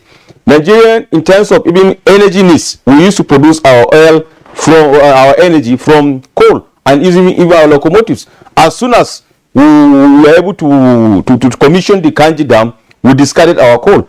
But Russia, even some part of UK, Australia, even China, up to date, if not even the issue of the Ukraine crisis, they are still using the coal as a source of power. I was in Egypt 2 weeks ago for climate change, and I presented a paper in southern Egypt in Asut University. A paper was presented as we speak. The power generation in Egypt, 50% comes from gas. There's some percentage from coal, then from other renewable energy. So and you are saying, like Nigeria now, we have not even reached that of Egypt, and Egypt got oil before us. And you are saying we should discard our oil and then go because they have already set target for themselves, 2025, 2030, they are going to smart cars. Certainly, it's a very big joke. We cannot be able to put ourselves into such kind of self-capture by the international conspiracy. We cannot do that. So certainly, most of this will have advantage. We have the population of over 210 million. So eventually, the advice to the power that be, the governors, is that most of these Chinese that come into the country are local government companies, and they come to this country with their handbags of take our things, take it to overseas, do the value addition and bring it here. So the advice is that you must set such companies here. Even if our own people are going to set it here, we have to do the value addition before we take out of the country. So the issue of coal, just like Gombe has also coal, Ashaka, maybe for information purposes. When the refinery stopped working in this country, one of the product for the production of processing of cement in Ashaka was getting the black oil from the refinery. Since our refinery were in Kwagmia, where they had to do exploration and they were able to get coal within Gombe area, which is being used for the processing of the cement in that place. So automatically coal is not something that you just throw. Even the oil, getting the oil now is a very big changer in terms of even the political dynamics in this country. So I'm very happy for Gombe State and including Nasarawa State. So thank you very much, Kana Ahmed Abubakar, the geologist. At this point, we'll take one of the reports which we have here. This one is by Emmanuel Akila and it's from Gombe.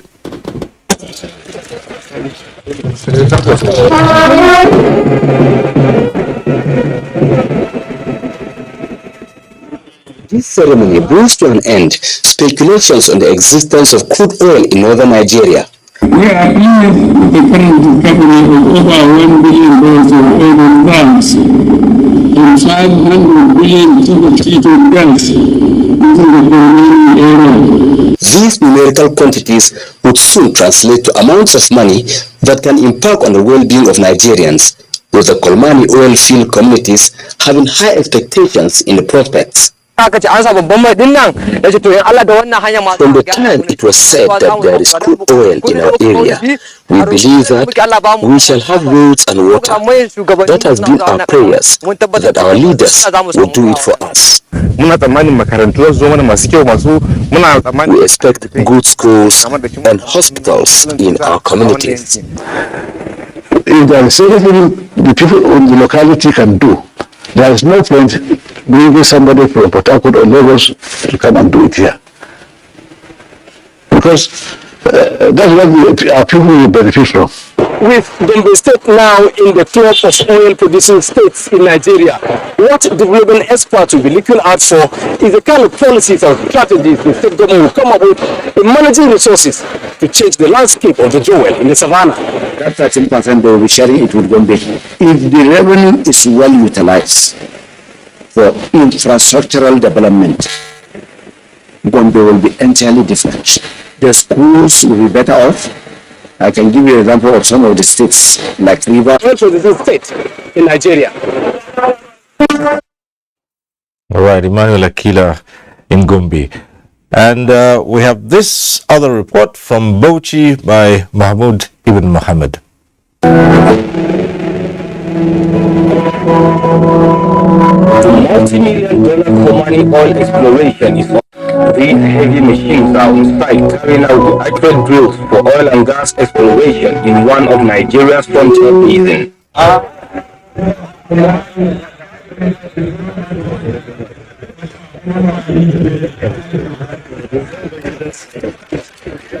It is a mega project and promising one for the community, the state, and Nigeria as a nation.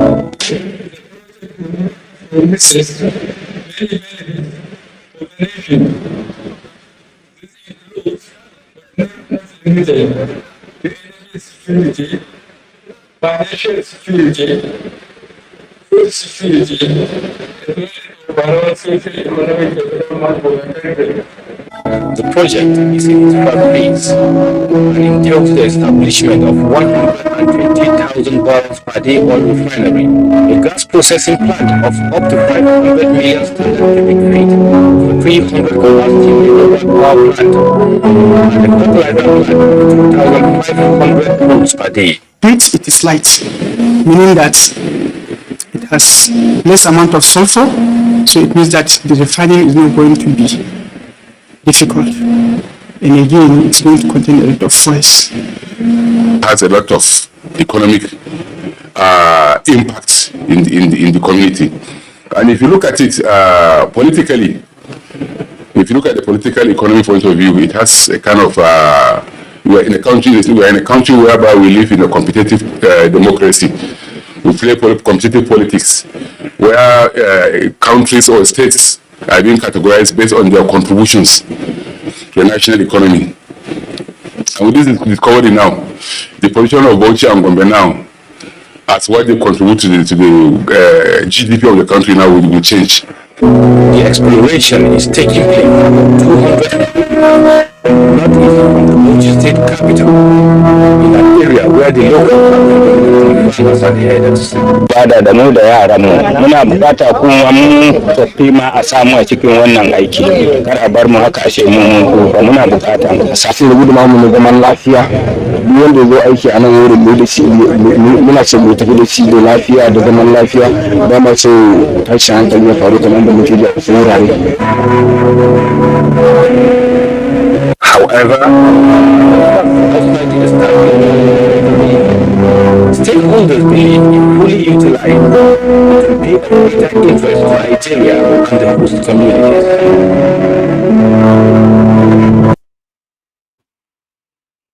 Well, citizens should have a piece of the action there. That report by Mahmoud Ibn Muhammad. And we'll take a short break here. When we return, we'll open the phone lines, and that means you can get to contribute to the discussion in the studio. So stay with us on NTA Tuesday Live. We'll be back shortly. 157-kilometer Lagos-Ibadan Railway is the first double-track standard gauge railway to be built in West Africa. The Mobolaji Johnson train station is a masterpiece, an infrastructure that is gradually becoming an iconic building in Lagos State. The modern facilities put the station on a world map of train stations. Likewise, other new train stations across the country built to world-class standards. The train and its convenience is indeed an admirable effort, with commendations from Nigerians. This is the station that I want to commend the federal government for putting a beautiful face, empowering us in Lagos State, not only in economic and political arena. I can say that I'm really impressed with the infrastructures in place. Kudos to the Minister of Transportation, kudos to the federal government. Truly, good things are coming out of Nigeria, and the federal government is deserving of all the applause.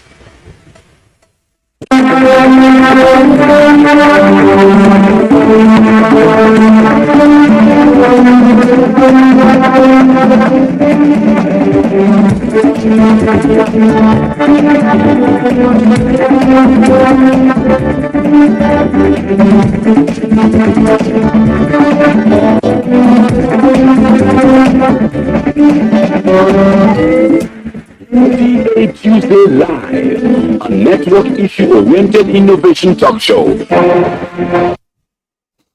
Right, thanks for staying with us. And this segment, the phone lines will be open and you can get to join in the discussion in the studio. We always remind you about this every Tuesday. If you're calling in tonight and your call gets through to the studio, do us a favor, turn down the volume of your TV set. That's the way to avoid the hurlback or the echo. We also like to encourage you to go straight to the point, not worry too much about the greetings. A simple hello would be just fine. And we ask that you keep it straight to the point so others can also get on the platform and air their views.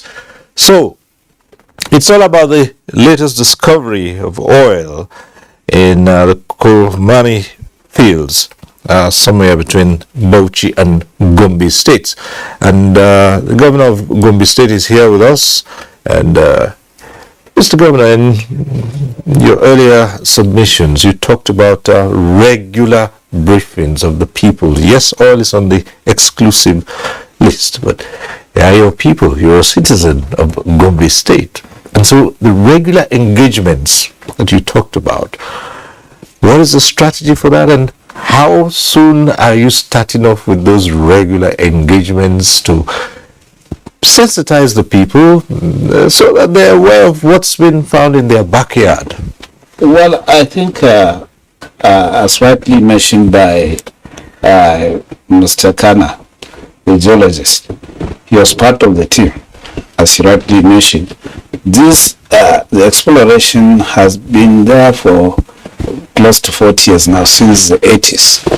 And as a result of which, there was revelations over time.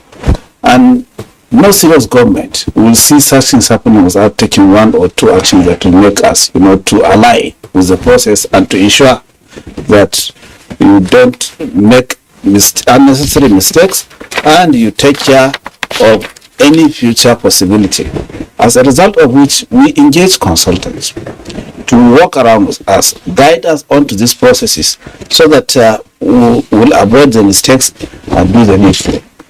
Professor mentioned that already Gombe has provided a 1,000 hectare parcel of land that is not only there, has already all the infrastructure needed for industries to be sited, because there is a power plant, only 40 megawatts in Danyunkwa, and has the capacity to be expanded because we have the potential to generate even, through solar farm, solar energy to add to it. With this one coming now, it means another advantage, 300 megawatts of power. Joining that, like he said, the limit is endless. It's going to be another Taiwan. So what we have been doing is to prepare against any possibility. And what we've done so far has given us we've been convinced and we're on the right track, provided the enabling business environment that will make enterprise to thrive, industries to thrive, marketing activities, agricultural activities. Our intention is to link it up. It's only because of, I think, some inner deals out inside. He knows we are supposed to be part of the agro-processing zones that to be cited, for within the 6 geopolitical zones. With or without, we've already prepared.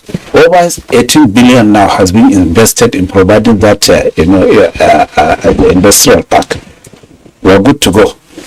Working with understanding of the business community and the professionals that are guiding us, we're prepared and we shall continue to engage. The locals are ready and willing. The Emir has mentioned.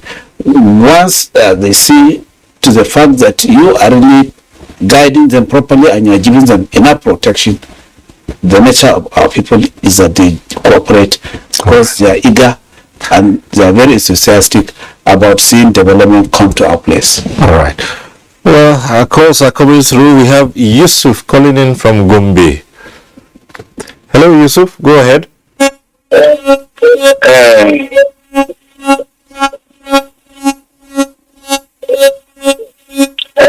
Thank you, Mr. Siri Soba. My name is Yusuf Musa Tambolo. I'm calling from Gombe State. My question goes to the area where we have oil and gas in Gombe State, in Pindiga Emirate, Kaltanga District. So you are always talking about oil in Gombe, and we have another area that we have a lot of mineral resources as a gas. Where is the geologist that did not talk about Bojude site in Kwame local government? And Kwame have a very large, deep mineral resources. We have gas. We have source of resources that can boost our electric, that can boost our industries, and we have our visions and future governor that can energize the power of the north, not northeast. You are always talk about northeast.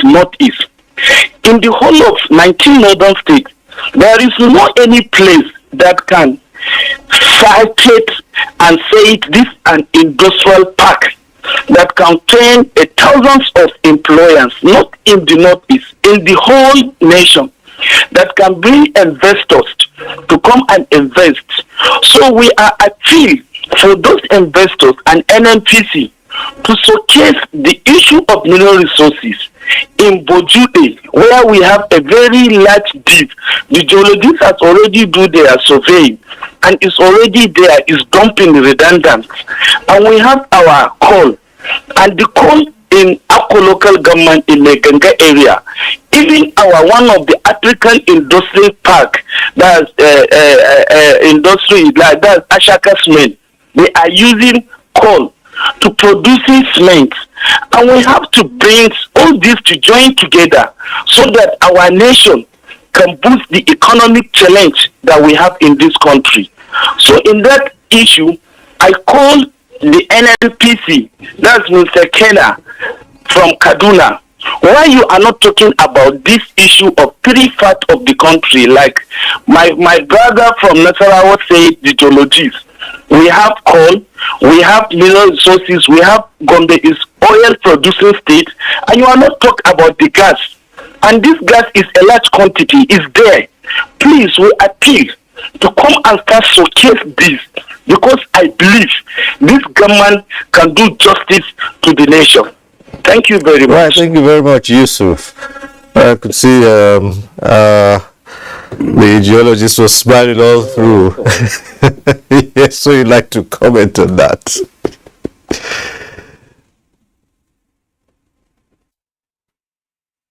I said earlier that Gombe has very good coal deposit in that place, and when our refineries went into comatose, they had to go in-house to look for solution, and that was why that particular coal is talking about in Akko, which is just opposed to the coal money was exploited by Dr. Emil Fodley, FNMGS, which served as a consultant to Ashaka, which they are currently using in that place. Along that area which he mentioned, even the Pindiga is talking about. In Pindiga, maybe additional information, they have gypsum. The gypsum, they have gypsum on that place, which is also another major ingredient for the production of cement in Ashaka. Having said that, petroleum is not found where it is formed. In my earlier presentation, I said the source rock for the petroleum or the whole money is from the Pindiga formation, and that village is talking about, Pindiga village, is the type locality.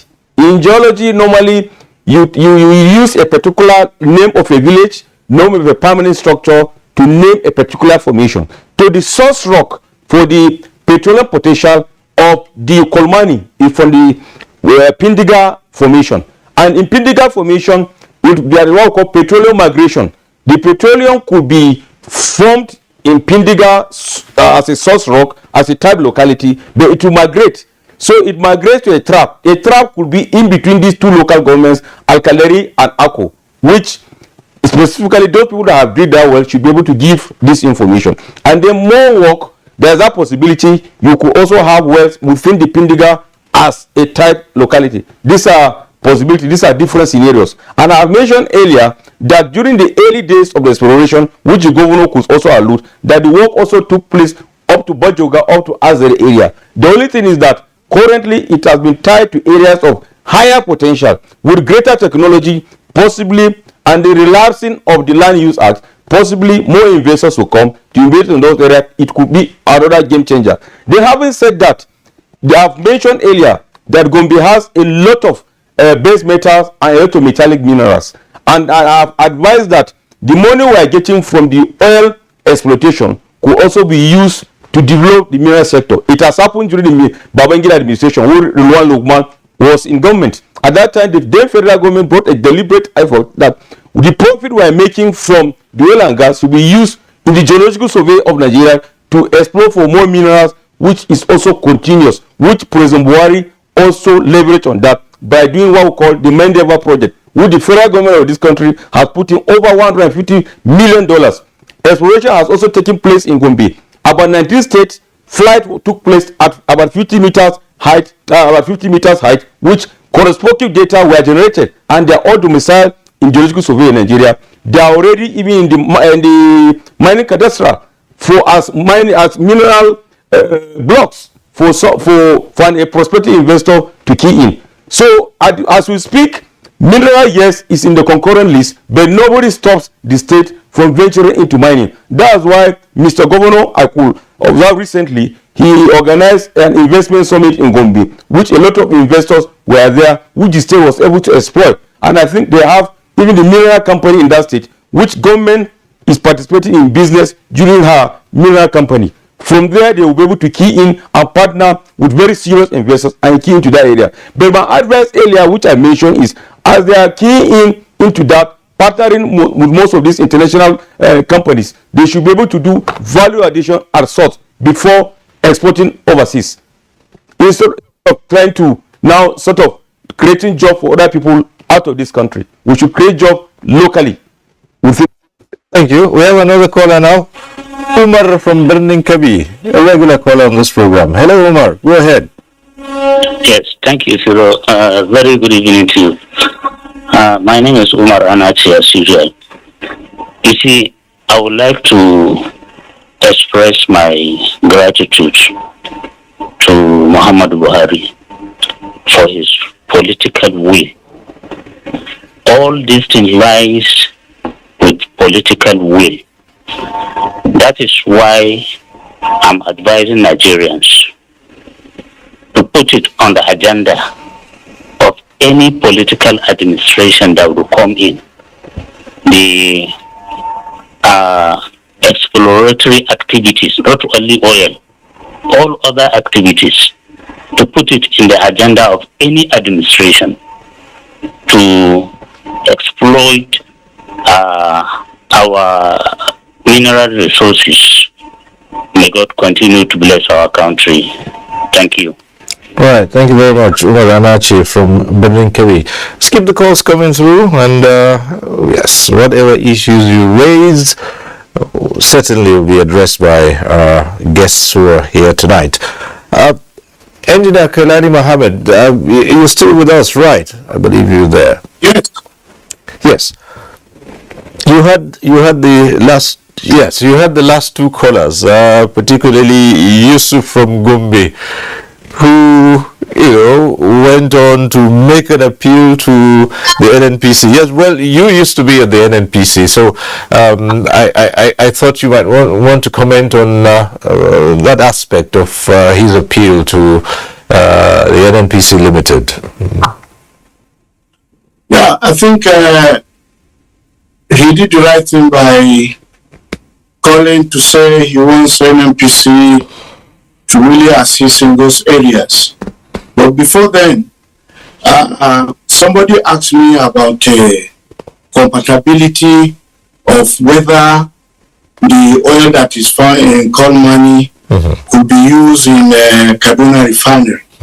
Well, I know we have light crude and heavy crude. Kaduna uses heavy crude. And the government has already said unequivocally that the crude that is found in Kolmani will be used there because there's going to be an establishment of a refinery and a petrochemical in that area. So I think, I don't think for now, they will send the crude from Kolmani to Kaduna refinery.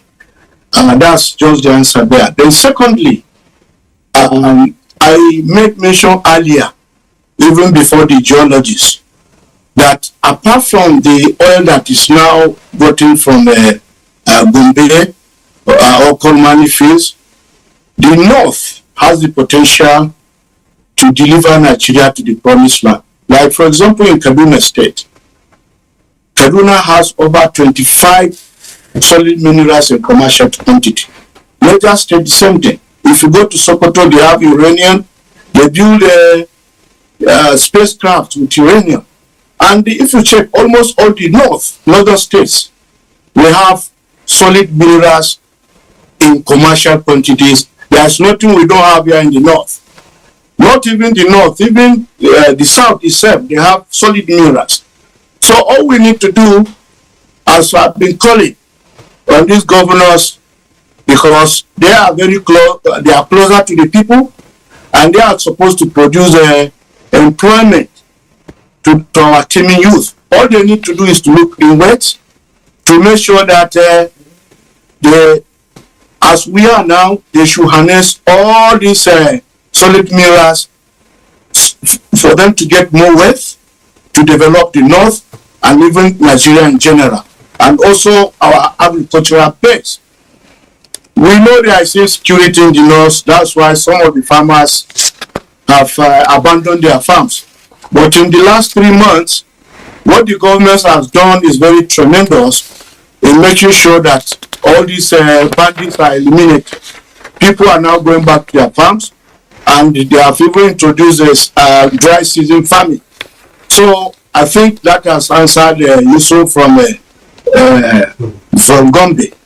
Then I want to specifically mention that NNPC, through the PIA Act, has 3% derivation for all oil producing states.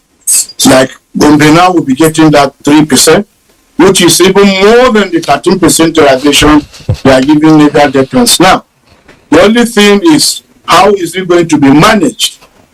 We hope, as it is in the PIA, the federal government, when it gets that 3%, will be going directly to the communities there to give them schools, health care centers, good roads, portable drinking water, and other essential amenities, so that the area will be properly developed. All right. Thank you. At this point, I may ask you to pause a while so I can take in this call from Joy in Adamawa. Oh, Joel, I see. Sorry. Joel, I believe Joel called earlier on. And just before we take that. Joel from Adamawa, go ahead.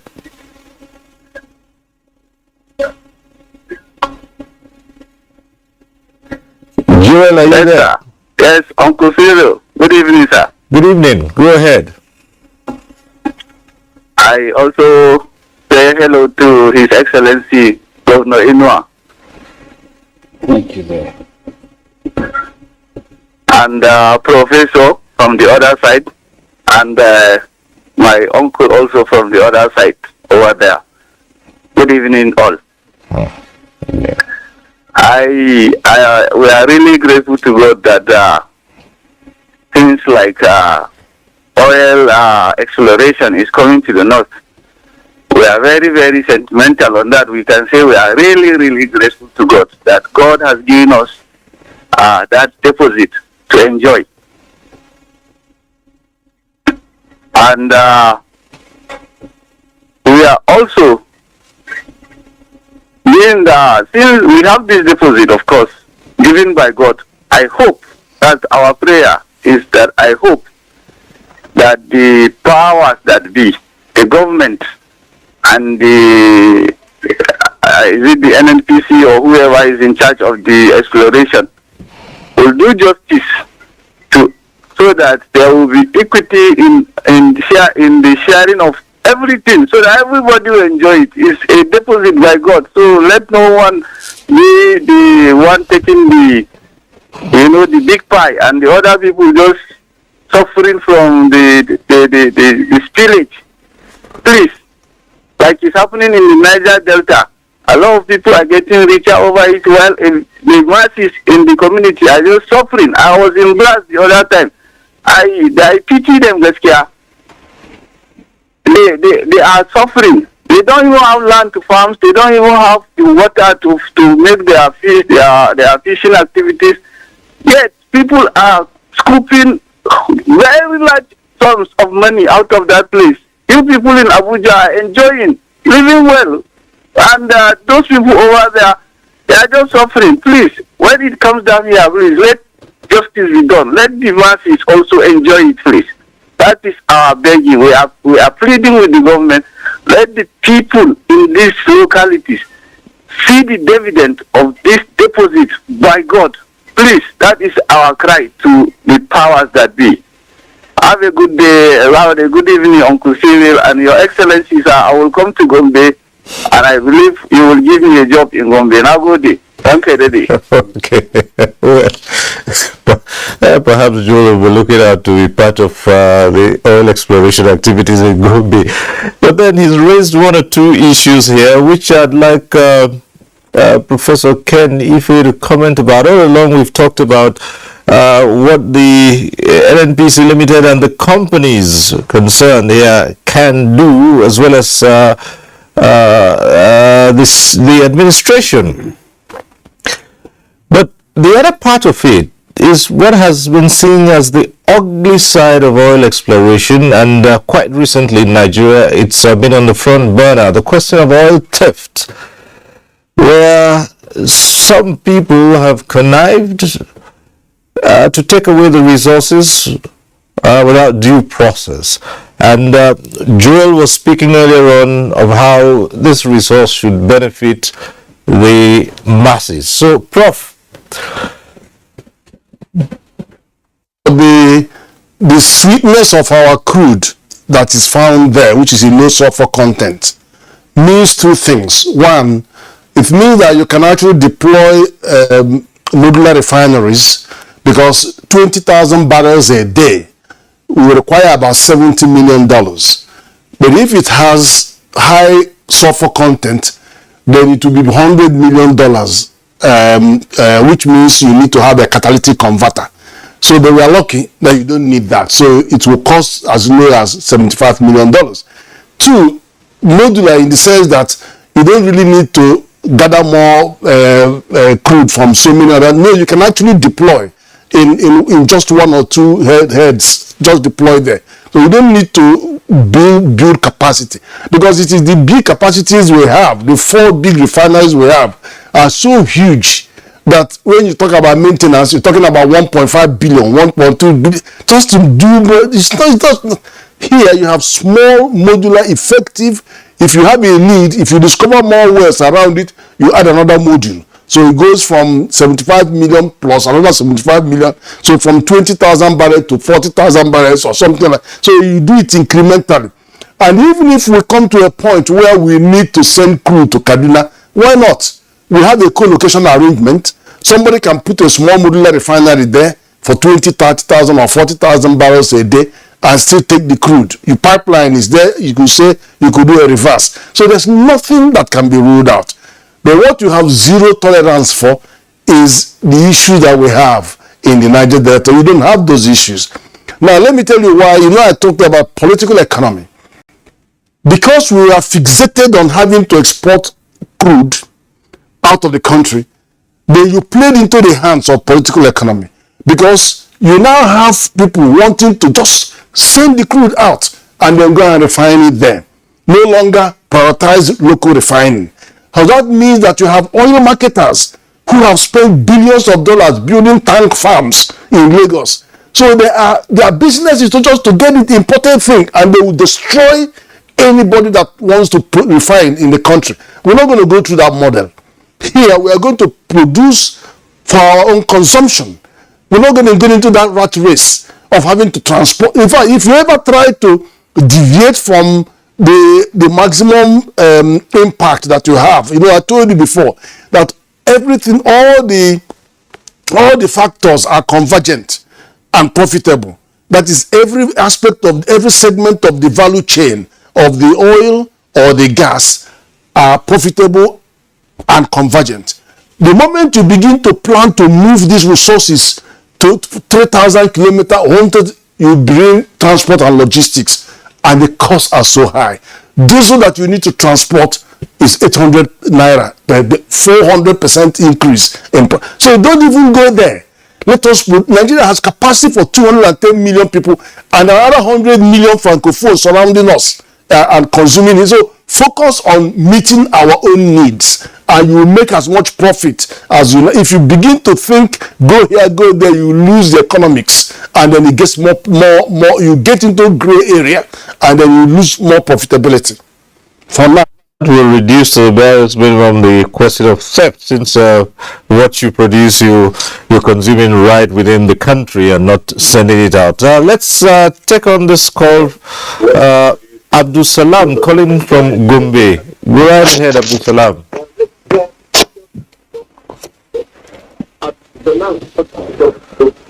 Abdul Salam from Gombe. Good evening, Mr. CEO. Good evening. Go ahead.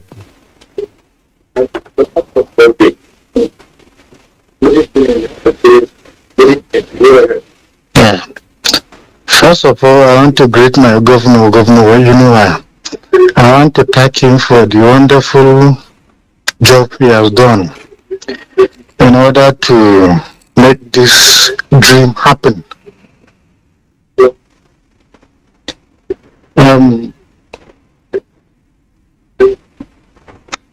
Yeah, because in Gombe we have a lot of potentials.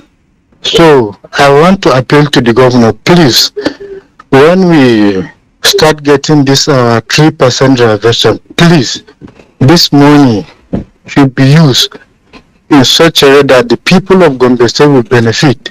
Even though I know the governor will not be in that place forever, but please, those that are coming after the governor, they should use this money in order to ensure that everybody has benefited, because we don't want to experience what happened in this Delta area that should be happening in Gombe.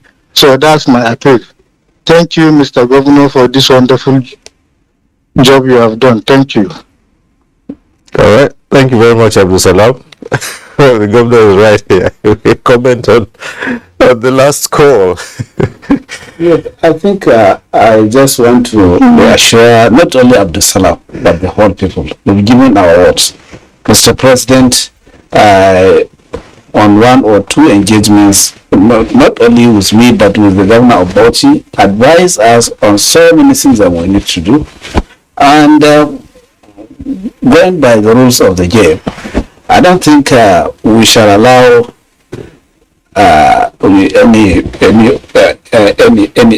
any misuse, because of the framework that's already provided by the Petroleum Industry Act. There's enough for everybody to take care of whatever the producing community, the operators, and the government, state and local. So joined together, I think we shall live up to our responsibilities. I would like to give our assurance to the entire people, not only of Gombe, but in fact entire Nigeria, because the effect and improvement on the economy is going to be far-reaching. It will spread to the whole of Nigeria.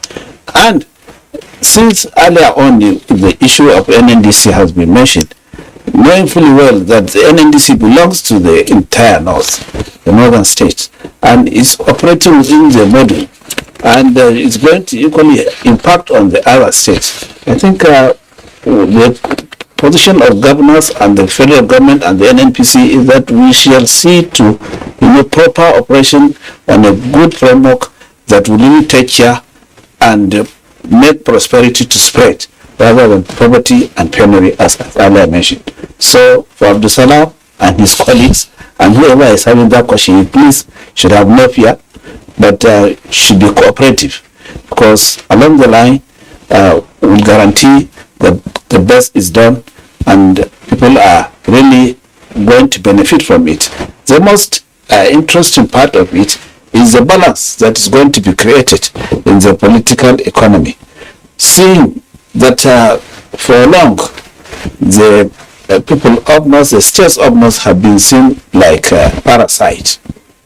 The parasitic view of the oil producing states will change. And I advise that we should be our brothers keeper. There are a lot of operatives in the oil and gas that are from the north, already in the south doing so. So if we allow opportunity for whoever has the capacity and the capital, to bring, instead of just relying on foreign direct investment, we should encourage our own people that have, so that the prosperity will spread along the value chain and within the people altogether.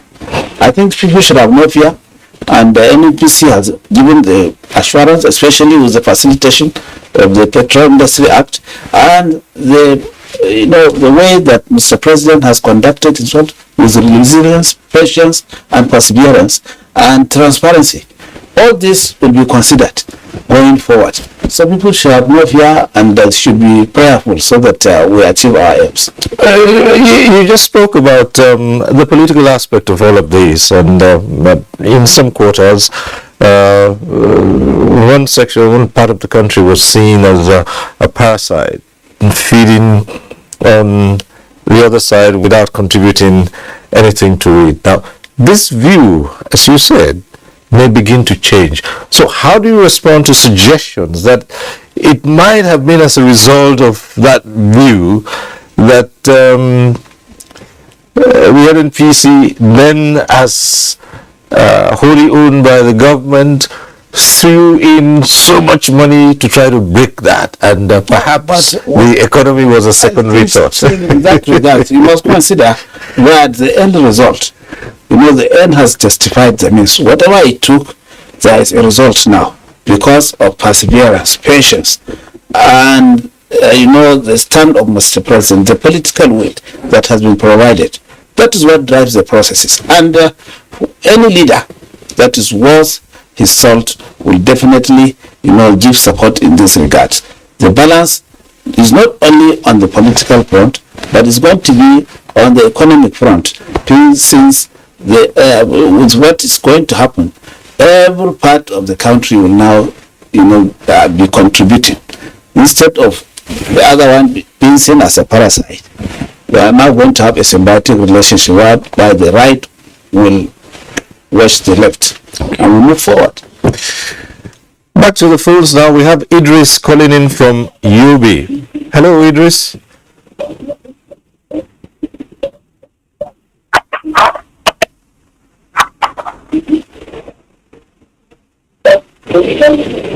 Hello, Idris, are you there?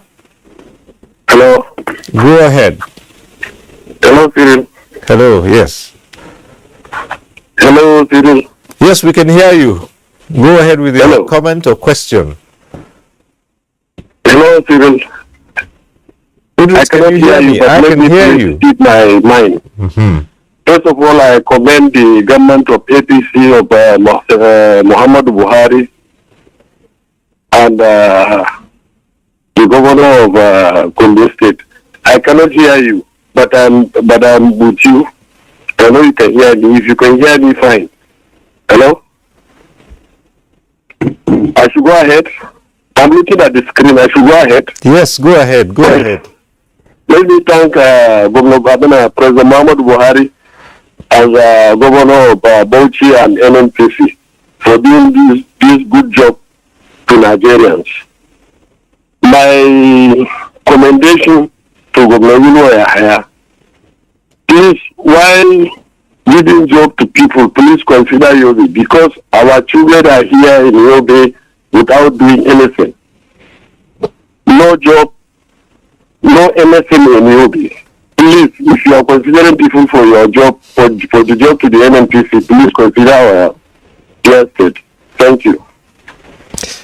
Thank you very much, Idris. Well, it all sounds like it's a floodgate of everyone talking about employment, but there's still a lot of work to be done, and the oil isn't going to start coming out just in the morning, and so there's so much work to be done putting all this in place while the companies carry out their activities, and of course the value chain, which is what Professor Kenife has been talking about all evening. But to help us put this in perspective, just before Professor Kenife comes in, we have Dr. Abubakar from Gombe calling in. Hello, Dr. Abubakar from Gombe. Hello? Go ahead. Hello. Yes. Can you hear me? Yes, we can. Go ahead. Hello, I'm Dr. Abubakar Kumo, calling from Gombe. Hello. Yes, go ahead. We can hear you. Just go on. Hello. Good evening, Cyril Stoba. Good evening, my able governor, Namajan Governor Mohammed Inuahaya. I want to congratulate Nigerians, all of us, for having this great opportunity. I'd like to talk to Professor. I'm also, like his student, I'm also a development economist. I want him to expatiate more to our able governor to know, even though I know he's enterprising, he knows this because of his proactive, gesture by having this industrial park. As if he knew we were going to have oil. What we're trying to say here is concerning the transformation of other sectors to avoid what we call Dutch disease.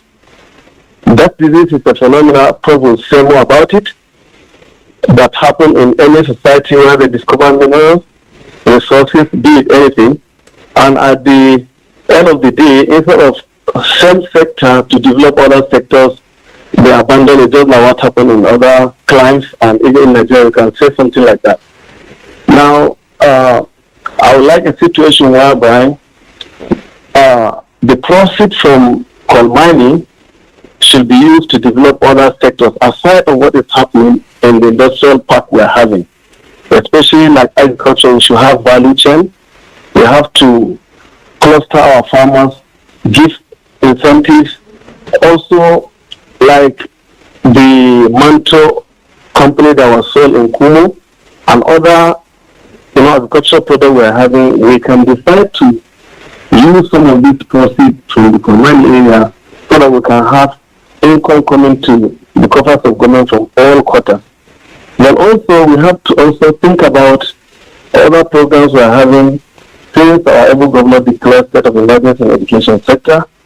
Issue like better education service delivery for all, that is about to, or it's already, it has wound up. But then the ownership.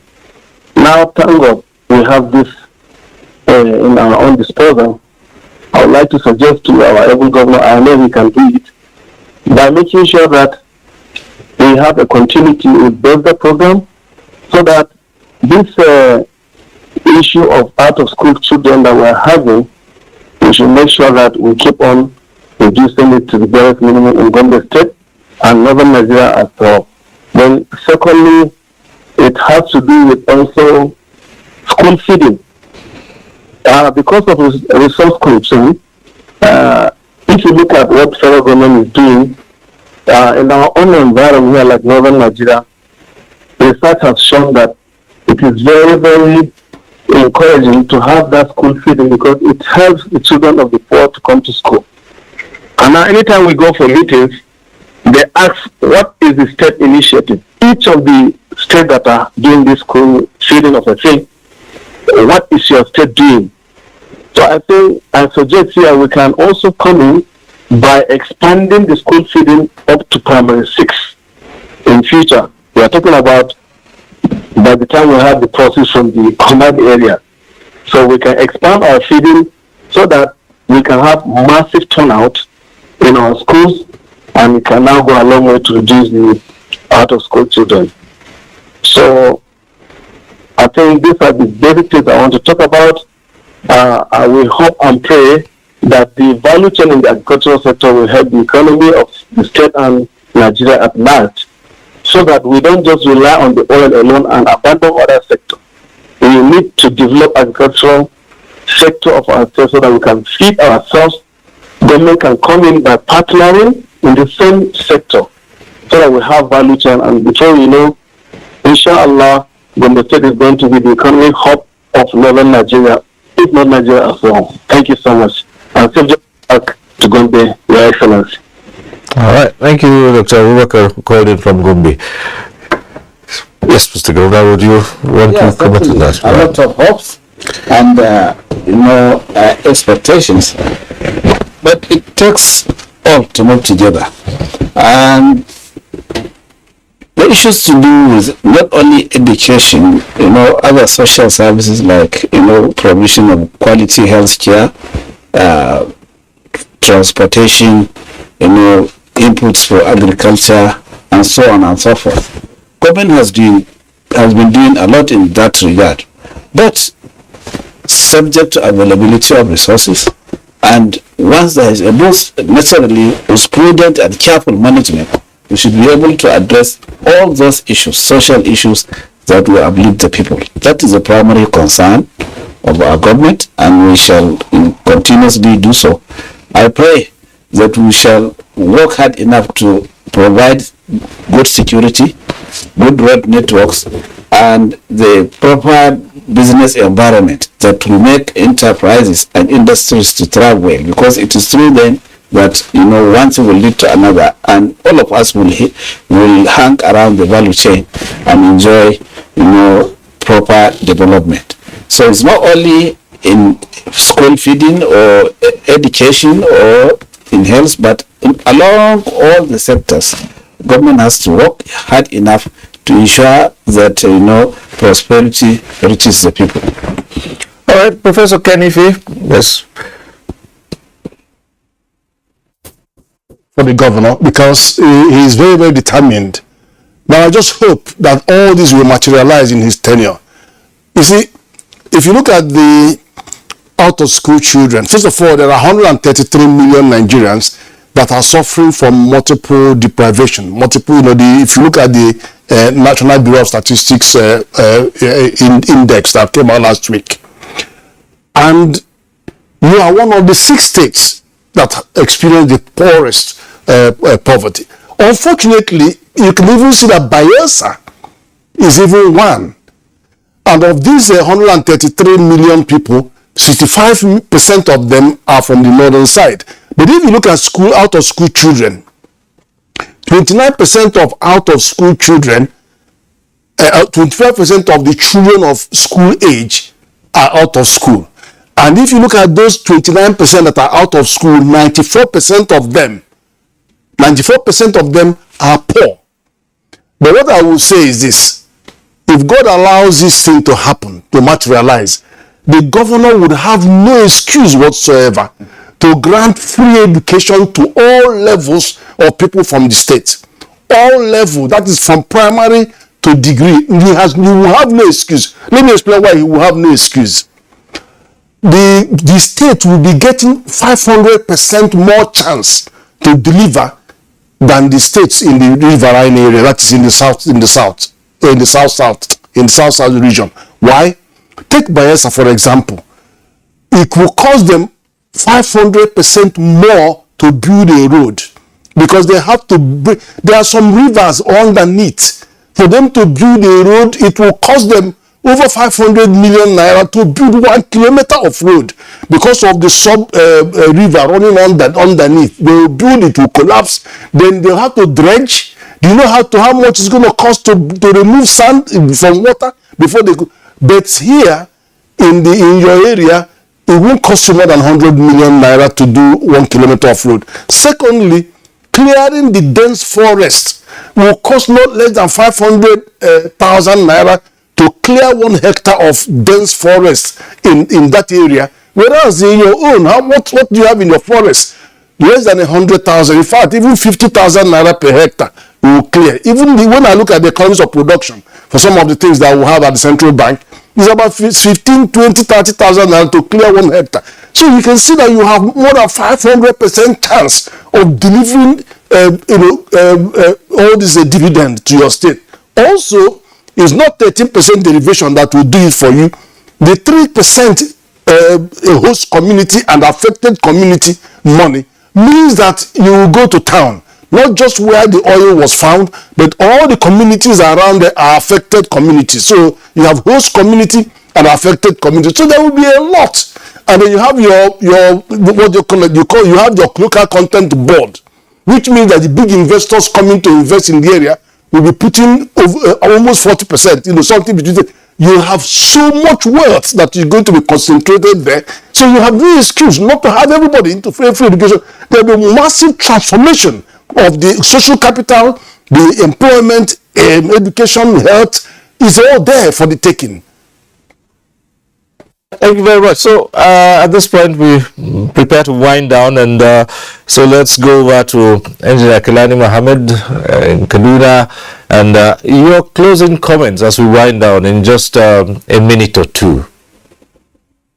Okay, just give me 3 minutes. You see, Professor. I'm afraid we don't have up to 3 minutes. Okay, Professor, you made a grievous mistake. But, this government has already, made plan to establish modular refineries in this country. It's on ground. That's number one. Number two, the issue of your statistics that you say about 133, million people in poverty. Which criteria did they use to find out that the North, because we are still arguing about that the North is the most poorest. You must have to give me the correct data, the criteria they use to be able to find out that the North is the most poorest in Nigeria. Then on the issue, the question the anchorman asked you about oil theft. You didn't go directly into answering it. In 1983, the army started oil bunkering in this country. And then from 1999, it now strives up to the point that half of our oil has been going to the thieves, politicians, governors, whatnot. All those big wigs are the ones that are stealing our oil. They know them as security agencies. So now NMPC has put in place, they brought in Tampolo. Focados now is back online. We have Escrabos is now on, they are producing. So over 900 barrels, and they promise that in the next maybe few months we will now get the OPEC target. So please, we still need money, hard currency. When you are modular refinery can only ease scarcity, but we need money in this country to export crude. So, all Professor, right, you have to do your job very well. I call on all Nigerians to come together so that we will deliver this country to the promised land. Support NFTC, support the government, and then we will take over this government again in 2023. All right. Thank you very much, Engineer Kelani Mohammed, who joined us from Kaduna via Zoom. Thank you very much. We appreciate your contributions to this program. Next, let's just get a final word from Kana Ahmed Abubakar, the geologist, quickly, in just under a minute, if you can. All right. Mine is I want to address the issue of the theft, because the oil we have gotten in Gombe has very low sulfur content and other impurities. It means it will have high theft potential.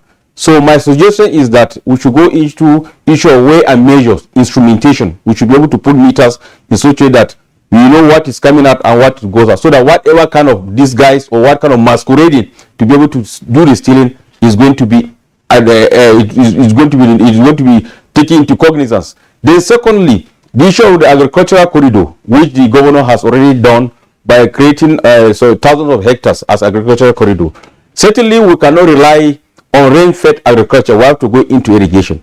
Where the governor has to take key to what has happened in Libya, which also have the same kind of the circumstances. What you have to do there is, and the good news is that the geology where this the oil has been found, such areas groundwater is deep-seated. It means if there's possible spill, it's not going to affect, it's not going to percolate up to down into deep-seated. So I will encourage him, just like that have happened in the Nubian sandstone in Libya. He should go into that industrial corridor by drilling deep wells, so that in such a way that you have surplus water, so that you have. I have to ask you to stop at this point. Thank you so much. Thank you so much, geologist Kana Ahmed Abubakar. We've just about run out of time on your bit. Thank you. Okay. Well, it's all over, and let me at this point also thank all those who called in. But Mr. Governor, just a final word from you. Yes, I seize the opportunity to thank you and to congratulate not only you but the entire people of Gombe, Bauchi, the wider north, and Nigeria at large. This is an opportunity and is a window that has opened, and by God's grace, we shall not disappoint them. We work hard enough, and I believe Mr. President will be the happiest, guiding us through this. We're getting to this level, and I congratulate him as well. All right, thank you very much. Yes. And so let us all say a big thank you to Professor Ken Ife, a development economist, who's always obliging us and coming on programs like this. Thank you very much, Prof. Thank you. All right, and once more, a big thank you to Mr. Governor. Thank you. So, our thanks to you too for being part of this program. Next week, we'll be back with NTA Tuesday Live. I'm Cyril Stover. Continue to stay safe.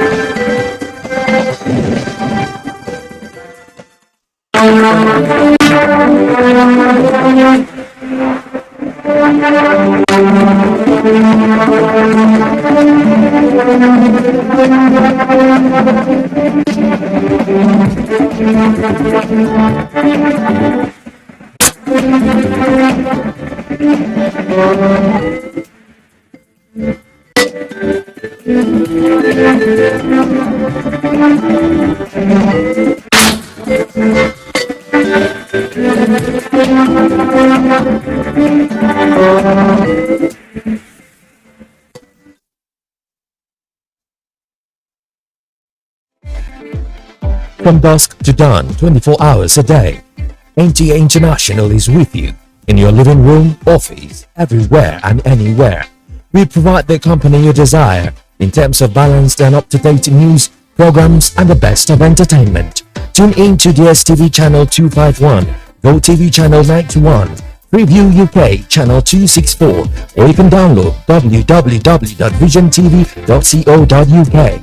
App for iOS or Android. You can also see us on Facebook and YouTube for quality content on the go.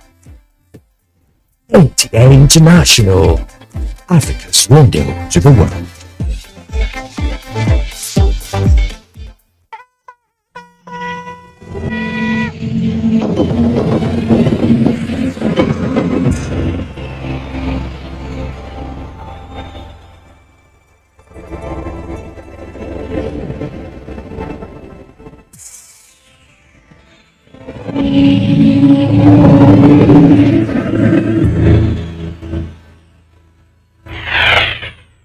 NTA, you can't beat the reach.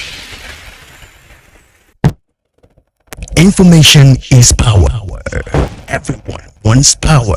So feel powerful with the NTA News mobile app, the one-stop information center. Real news at your fingertip. Be the first to report by uploading first-hand information on the You Report link, and be the first to know by simply clicking on any of the links on the sidebar for headlines, domestic and foreign news, economy, security, politics, sports, and more.